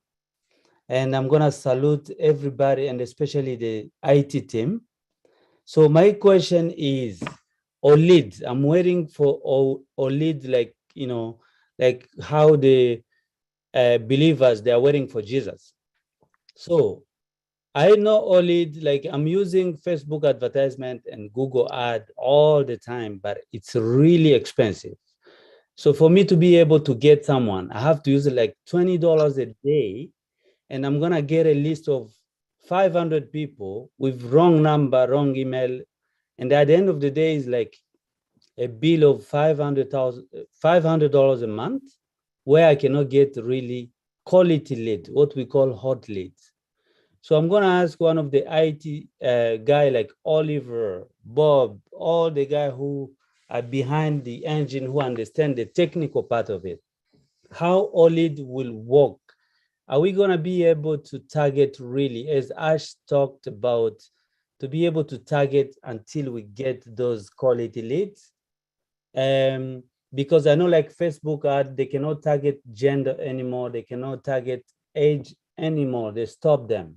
Are we going to be able to target and to go deeper and to get quality lead? How does it going to be working? Thank you.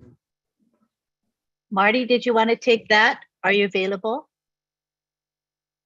It's kind of a marketing related question. Yeah, I'm here. I'm not exactly sure what he's asking. Guido, could you ask again in a... How are we going to target what? The leads. Leads or leads. Or lead. How are we going to target? That's very simple. People target now manually. It takes forever. It costs a lot of money. But when you're targeting using AI and you have a database of every IP address on the planet, it kind of narrows it down to, oh my God, okay? So what'll happen is somebody comes online and they say they want any to connect, something to do with conference calling or conference. And what'll happen is OnPassive will shoot in their face and say, here we are, here's what we have. Now there'll be other companies and all that, but when you target, it's not offering somebody a refrigerator when they're looking for a chair. It's offering exactly what they're looking for, and it'll be around the world.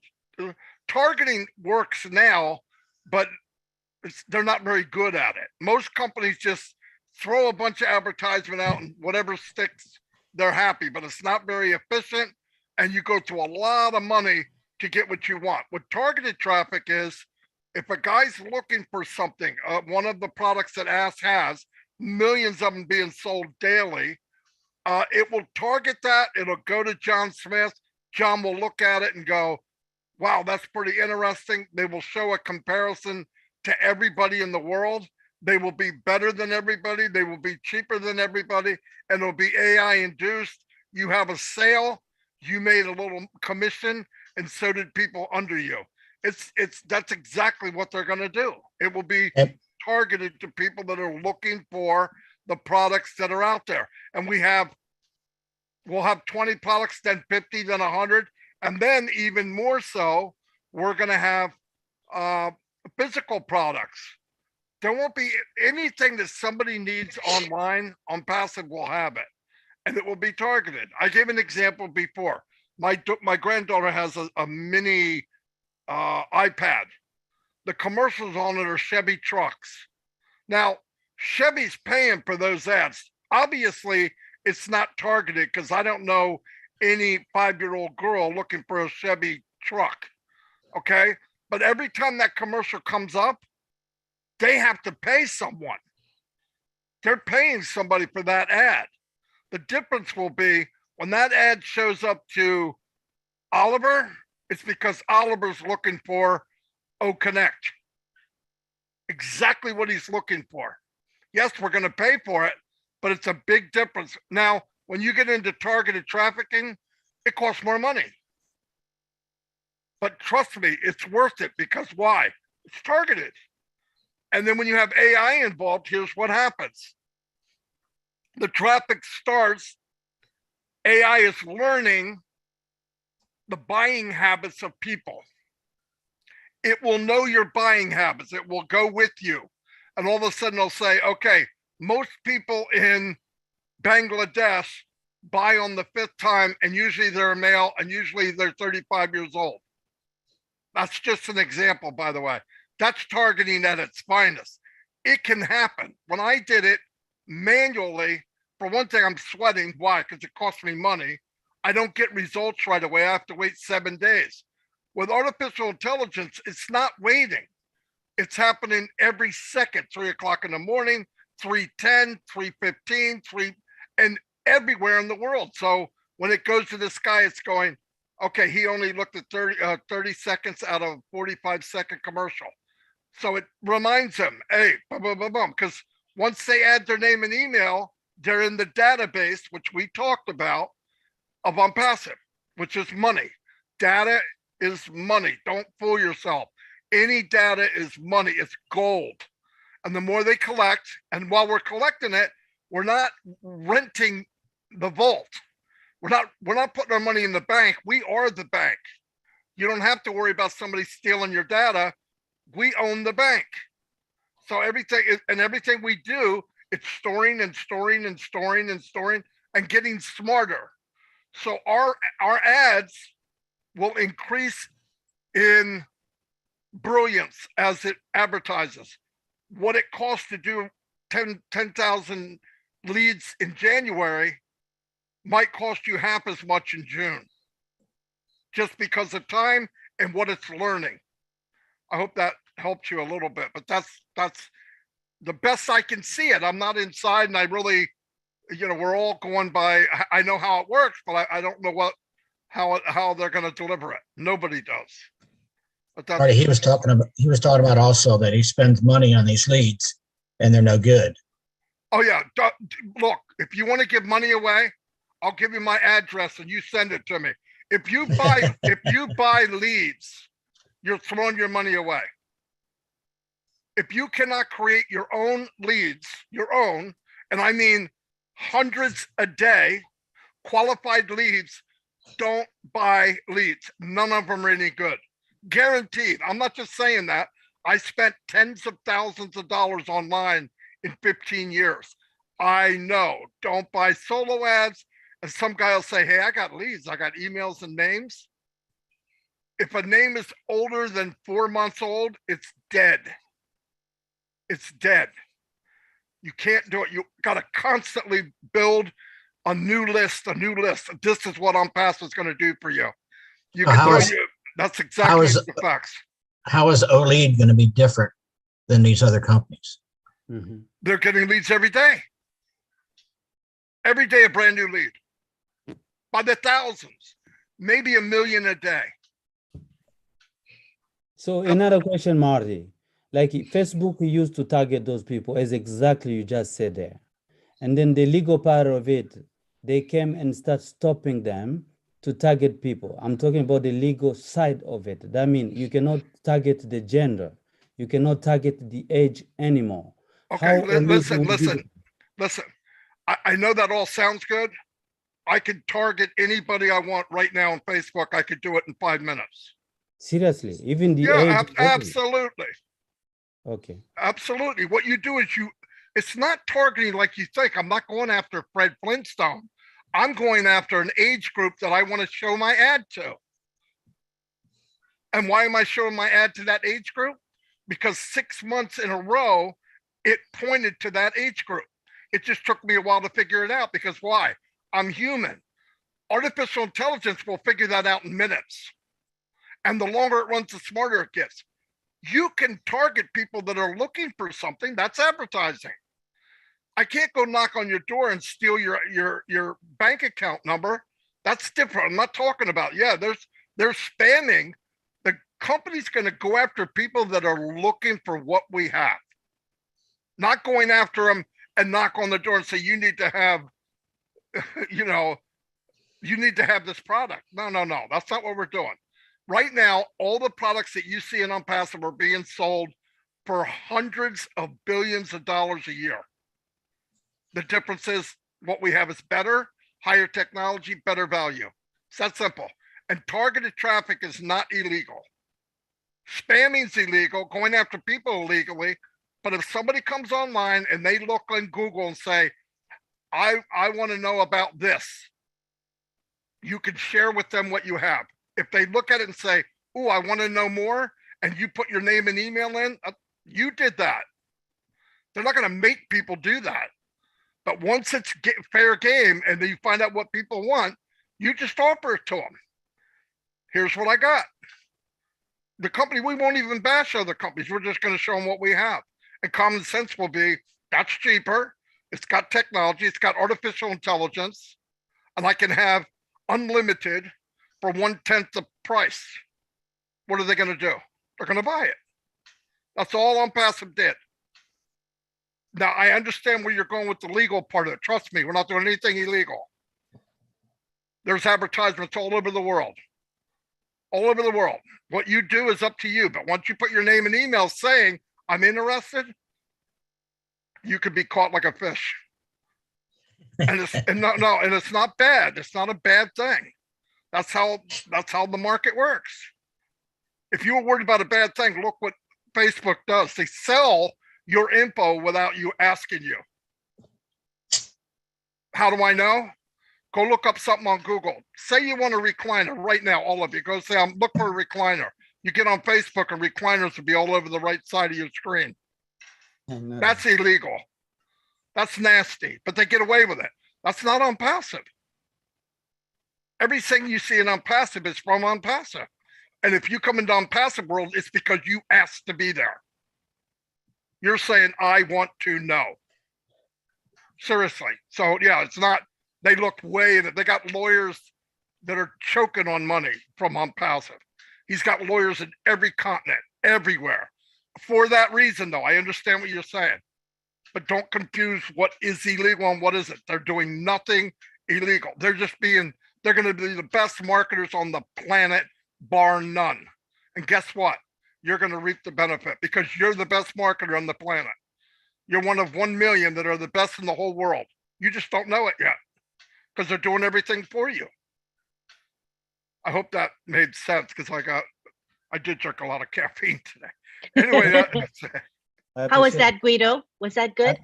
Yeah, it's good. I appreciate that, Marie, and everybody. Great. Thank you. Thank you. Thank you for asking questions that probably others have. So thank you.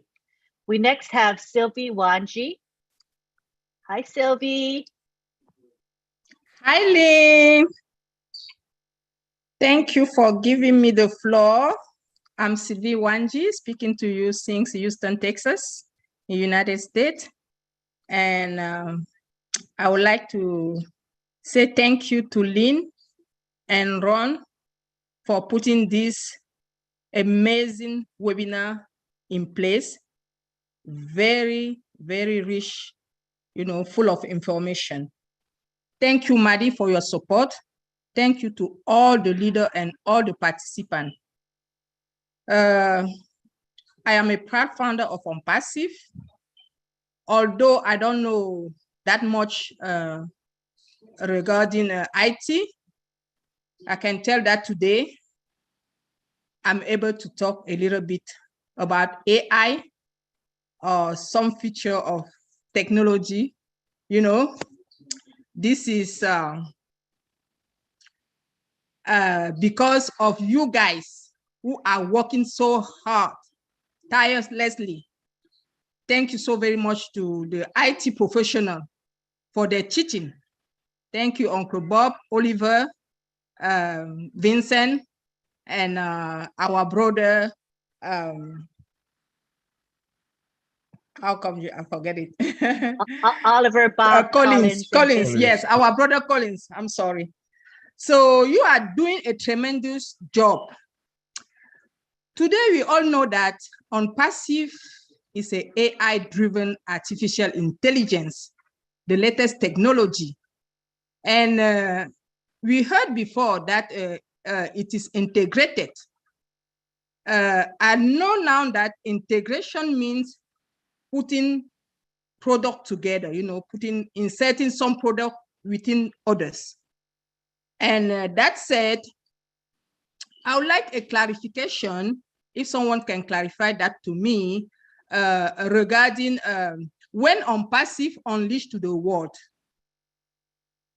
Since Unpassive is over-deliver, if a reseller comes and just want, let's say, O-Connect, and is O-Connect is going to be integrated with all the products, or how is it going to be? Is Unpassive offer all the products for someone who just needs O-Connect? So I would like to, for you guys to give me, when you talk about integration, Is it what it means that all the product, let's say we have 50 products, so all the 50 products are they together? So please give me a clarification. Maybe Marty would want to respond to that one. Marty. Okay, thank you. Boy, yeah, I'll respond. Listen, there'll be package deals. So somebody, I don't know what those deals are, but there'll be packages. So somebody buys O Connect, there might be something with it. But the neat thing about it, Sylvia, is if somebody buys a package, and let's say it's O Connect, while they're using it, there will be buttons in there that say, this will work well with this, like a whiteboard or create your own page. They don't have to do it, but they'll look at it and say, oh, that would go good with this. You click it, there'll be a little video or something that explains why this other product would work well with it. They say, well, let me look at it. They click on it and find out if you own these two, you can have this one for a low price of blank and make it part of your package deal. Now, I just made that up, but I believe that's how it's going to be. Any package somebody buys, there's going to be something in there that will say, hey, you have a bologna sandwich. Bean with bacon soup goes great with that pig, right? Or you got a grilled cheese, you got to have tomato soup. I think all the other things will be intertwined if you want to. It's not going to be shoved in your face, but inquiring minds, what do people do? What's that? And they click on it. And I also think that there'll be a way where they look at it and they see $5 in a wallet. What's this about? Well, if you share this with 3 people, you can have the product for free. Okay, that sounds great. That's how I believe it's going to work. Thank you so very much, I Buddy. will double check with Ash because I've been known to put foot in mouth, but no, I believe that. I believe that's right. It sounded logical, right, Sylvie? Yes, it is. Yes, it makes sense to me. Oh, yes. Thank you so very much. Let's continue stacking the cool. Thank you. Thank you. All right. We have Gladys Navarro. Hi, Gladys. Hi, Lynn and Ron. Thank you so much for having us on tonight. And thank you to all Tech Pros for always breaking it down for us to understand. I'm just going to add on to what Mary spoke about, not being worth it to pay for leads. And I'm going to give an example of, you see the 4 people. Look at the first 4 people on the, on the panel. When you pay to some companies to get leads, and I'll give an example, a real example what happened. We can pay 4 people that we are paying for leads, and the company can tell us, other companies out there, I've used one, they can say that they are going to give us 100 leads for $350 a month each. So I pay $350 and the other person pays, the 4 of us pay, but in the end, they give us the same leads for that money. I was running a home care agency, skilled nursing, and we were paying, my family was paying $350 a month, and we were promised to get 350 leads, 100 leads a month.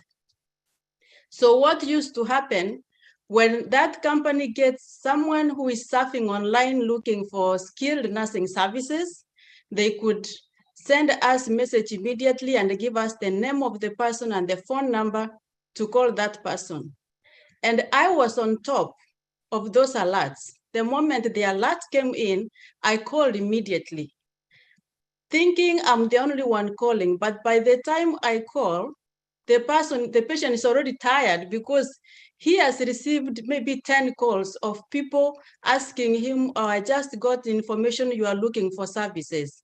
So those are not really leads that are targeted that you can count on. That's why I say that we are very lucky to have Ash, who is the master of traffic in-house, who is going to bring to us targeted traffic. And the good thing is that everything is done for us. Thank you very much. Thank you. Marty, did you want to respond to that? She's 100% right. That's what I was talking about. They rip you off and then they charge you a boatload. And this poor guy that's getting 50 calls, he doesn't know he's on a list. He's begging to the third guy, get me off the list. He doesn't even want what you have on top of that. And he got on somebody's list and they built a list and they sold it to somebody else. It's horrible. It's corruption. It's what it is. Exactly what Ash talks about, that people just get abused. And that's what gave a bad name to MLM or marketing online. So many people get ripped off. You can't trust anybody, but never, ever, ever buy leads. Ever, ever. If you can't create leads, don't get a business online. If you want a business online and you don't create leads, get in on passive. There's no other place. I'm telling you, there's nothing else out there but on passive. Zero.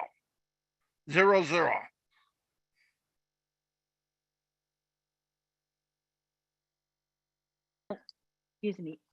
Thank you. Very good. I see that David Bacau is in the house, and I wanted to know if you. Oh, he raised his hand right after I said his name. You read, you read my mind. Welcome, David.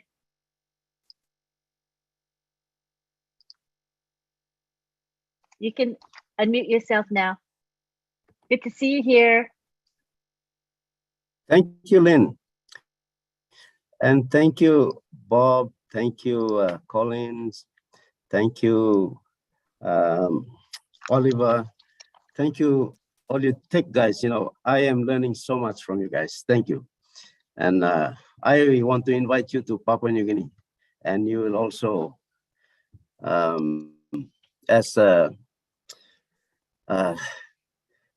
you know, explain more on that, the process of this building a data center, and you know, explaining it more to our people.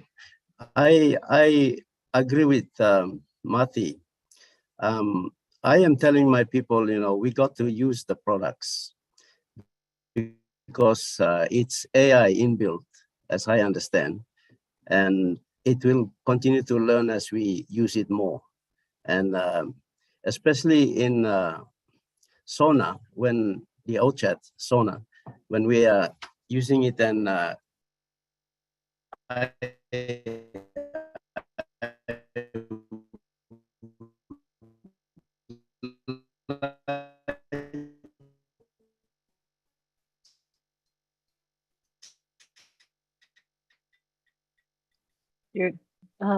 you're going out, not in, going in and out, I guess I should say. Perhaps you can turn, David, you might want to turn off your video. David? David? The languages across languages and try and translate. I can understand it. I'm really excited. Okay, yeah. We missed maybe about one full minute. Yes, we missed about a 1 minute of what you said. So could you backtrack about 1 minute? Yeah, I agree with Marty, as our products are AI guided, and along the way as we grow, it will pick up a lot of information. We are going to feed it. I'm telling my people here that they must be connected and get engaged and start using the products so that it will learn about the content domestically also. So it's collecting information all around the world, and wherever we are as founders, we are using it, and we are putting information into the system. It collects it for us so that when somebody else comes in and they have a similar issue and they want to query about it, the machine has already worked out a solution for it. So that's how I understand it. And I'm really excited to be a founder and to be in this company. And I'm just ready. I just want to see it launch, and then we will go to the world. Thank you. Thank you, David. We are with you in that. We're waiting for the launch, and we know everything is going to be outstanding when that happens. We're all waiting in anticipation, and when it happens, it's going to be huge. So we're excited. Marty, did you want to say something in response to David's comments? No, David, David's been, he also marketed a long time. He understands that trying to buy leads or get leads like that is just a mistake. David, I asked the tech guys to come tomorrow night. I think some are, maybe all of them are, tomorrow at midnight. And Yes. yeah, they're going to go over the data center with you, David, with your people. So Yeah. That would be great. We're looking forward to being there tomorrow night, midnight. So for those of you watching tonight, please attend the Papua New Guinea webinar. It's every Saturday at midnight. It's an awesome webinar. I always gain a lot from it. So we welcome you to attend. Please attend. All right, I think we've answered, we've called on all the people who wanted to speak tonight. So what I would like to do at this point is to allow our tech team to wrap it up. Each of them can say a few words. So let's start with Vincent Ete. Hi, thank you, Lynn. Thank you also, Marty and Ron. Yeah, so thank you. It was a great webinar. And thanks also all the participants to be here. And then tomorrow we have another webinar. It will be 5 p.m. EST. Yeah, so tomorrow. So please attend. Also, we'll be here, 4 of us, and then we can also go more about any question or anything we have to understand, and then we are here to help. So thank you very much, and all have a great evening. Thank you. Bye-bye. Thank you, Vincent. Let's go now to Collins. Mana. Yes, I'm here, present. Yeah, so it was really a great webinar, and I just want to thank all the participants and the panelists for great questions. So yeah, one of the things I want to say is the founder should rest assured that what we have said here is just what we think it's happening behind the scene, and just to give you that idea of what is going on. So the fact that we don't see things doesn't mean it's not happening. 90% of what they are doing, especially in on-passive, we don't see. We see just 10% or maybe 5%, and we see just the finished product. So it's just to give you an idea and to share that idea, which is really great as a founder, for you to at least have a tip of how software is being built. Because the reason why we started doing this is because a lot of people always say, oh, it's online business. They really confuse between an IT company and all this dodgy company out there. And we want to explain that what we have today as in on-passive is a global IT company building real solution. And, they are all real people, real engineers working day and night for us all. So we shouldn't take it lightly. We should take it because it's a golden opportunity for all of us. So sometimes when I see that people said that online business, it really upset me because I said, this is an IT company, it's not an online business.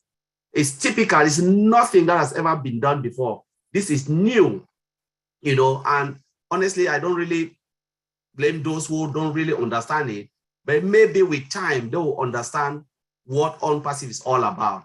So let us love it. Let us be patient. Let us know IT is something that takes time, takes time to build. Sometimes you can't control it.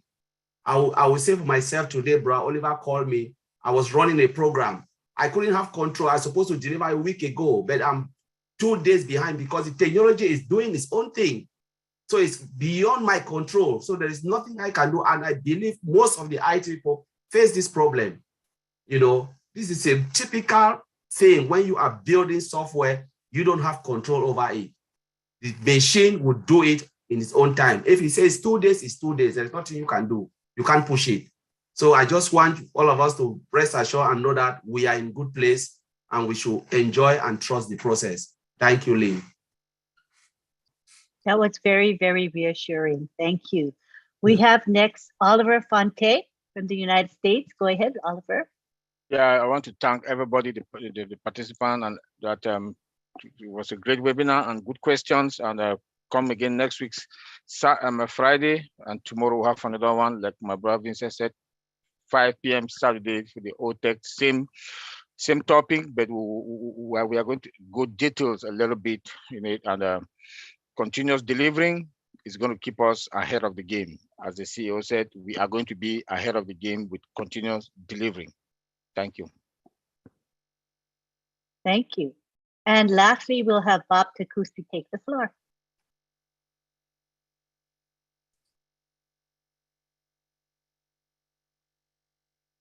Okay, you're muted. I thought I unmuted myself. Okay. All right. Yes, everyone. It's a pleasure being here as always. Friday Night Live now is the norm for all of us. So thank you, Auntie Lynn. Thank you, Uncle Ron. Thank you, Maddie, all our viewers, our attendees. It's a pleasure. Stacking the cool. Mr. Mufara said we're going to stack the cool. And I love the way he says it. He says it with some ambience, and it's what is happening. We are going to be stacking the cool and, continuous delivery. Yes, because why? OnPassive is superior. We're going to say this all the time. OnPassive is superior. Our products are superior. And to maintain that edge, we have to have continuous delivery. We're going to add functionality as we go along. We're going to add functionality. Mr. Ash Mufara is a crazy guy. He can think of something and say, okay, let's do that anytime. We have the template, like my brother Oliver said, there's a template already where it will not take much time, but we'll go through the process. So, it's really great. We are sophisticated, as we know, and we are secure.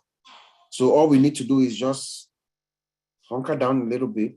It's technology, like my brother Colin said, but we are fine.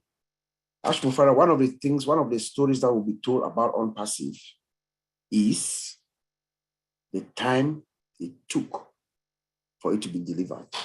Most of us in here, we know that normally this solution takes at least 5 to 8 years, guaranteed.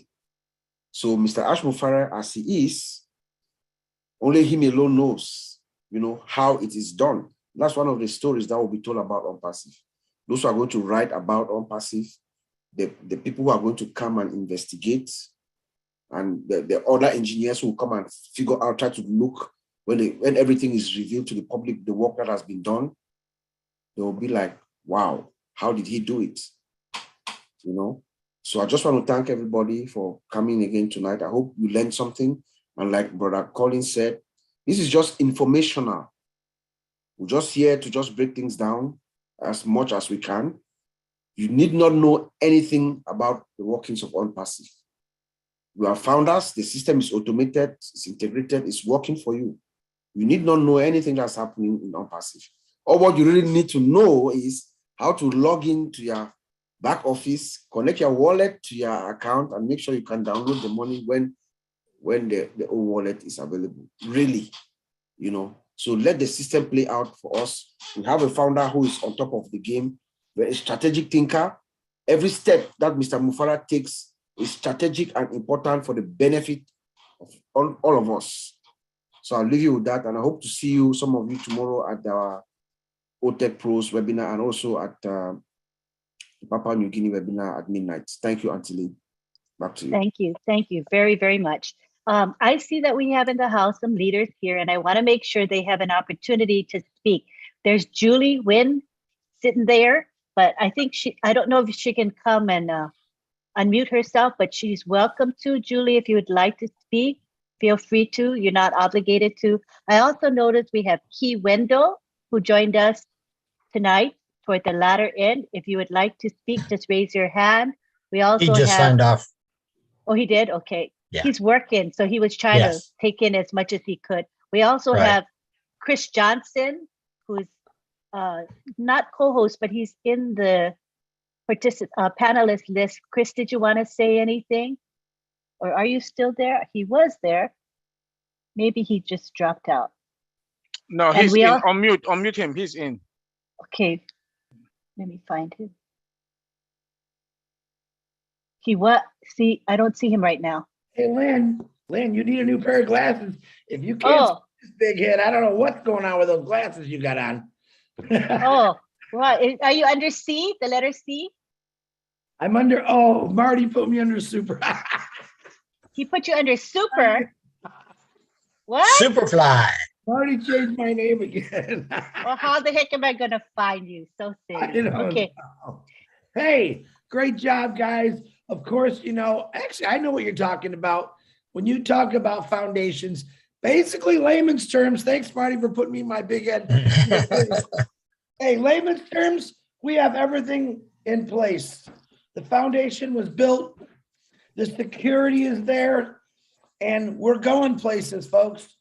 Unpassive is going to take you places where you've always wanted to go, and it's going to help a lot of people. That's exactly what these guys were saying tonight with all their techo stuff. And they know me now that I don't have a clue about technology. But thank you very much, guys. The doctors are about to leave the house tonight. That's it, Lynn. All right. Thank you so much for sharing. Appreciate it. Next, we have Richard Lamar. Of all of you from the bottom of my heart. Thank you, Lynn. Thank you, Ron, for putting this on Friday night. I couldn't ask for a better webinar. I mean, I'm not too techie, but I'm learning. I'm learning from these tech boys. And I like the way that you make them kind of bring them down to our level a little bit so we can understand. And Marty, my God, you couldn't say it any better. Same with you, Chris. And I love all of you, and you know, keep up the good work. I love every minute of it. And I give you a big kiss and a big hug to everybody. Hi, Julie. We love you, Richard. And I see Julie. Come on down, Julie. Let me bring it to the middle here. Let's see. Thank you, Lynn. Thank you, Ron. All the tech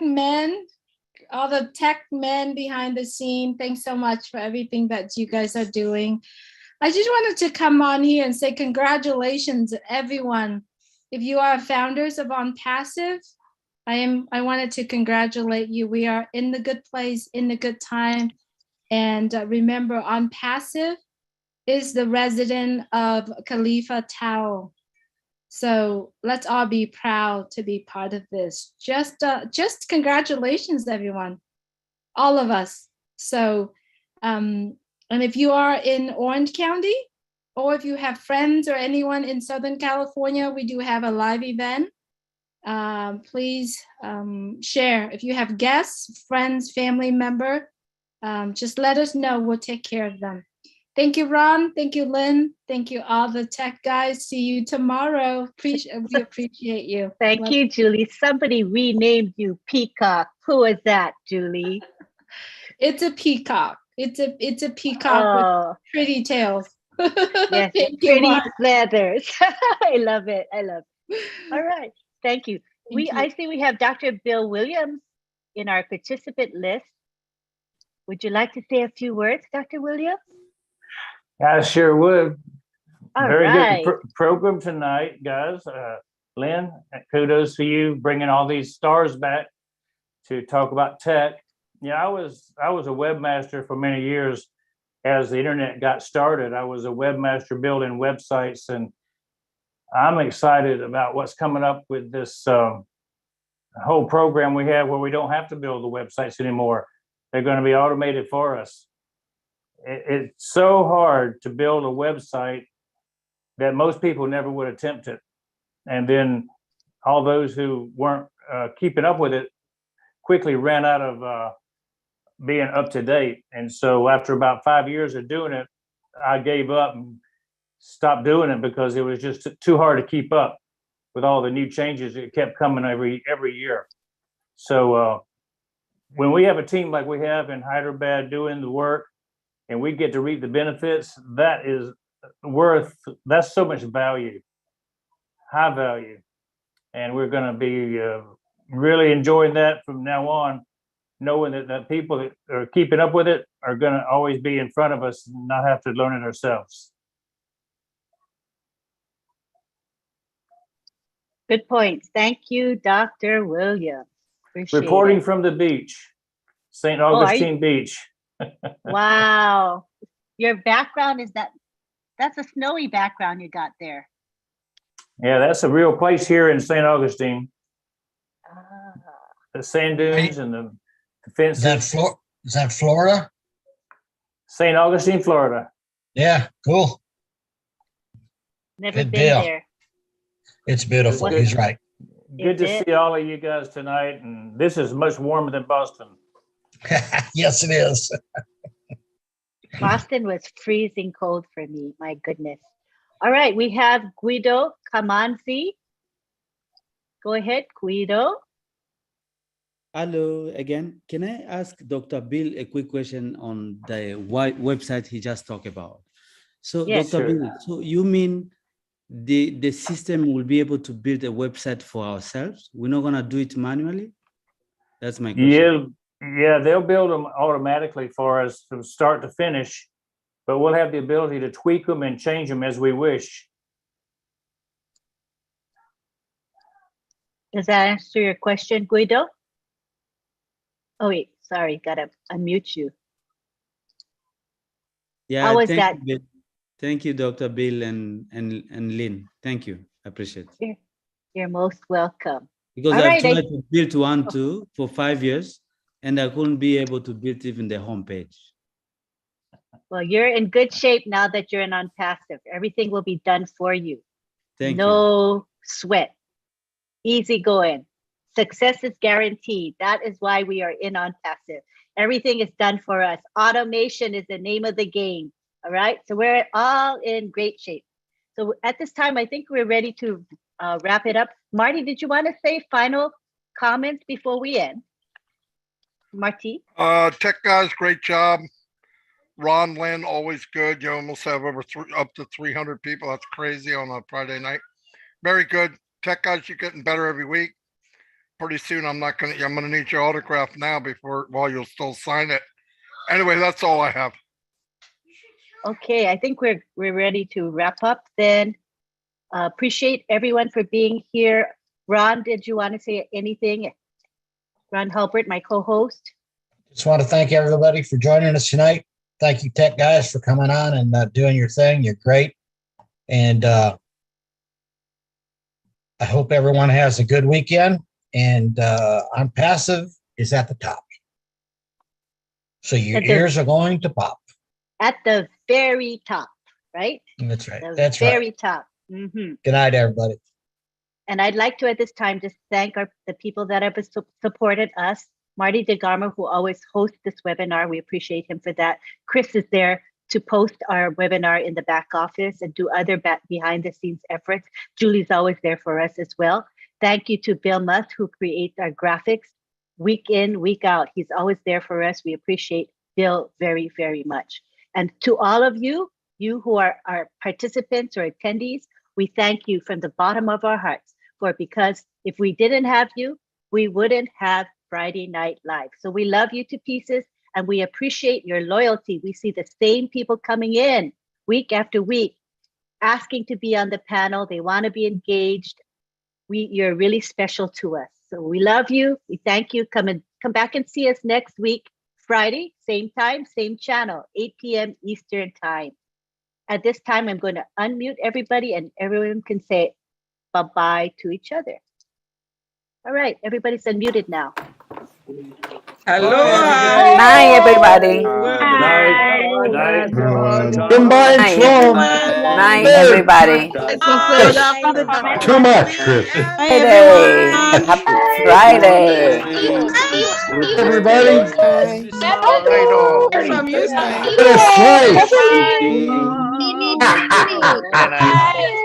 Chris, you cracked me up, buddy. Too Marty.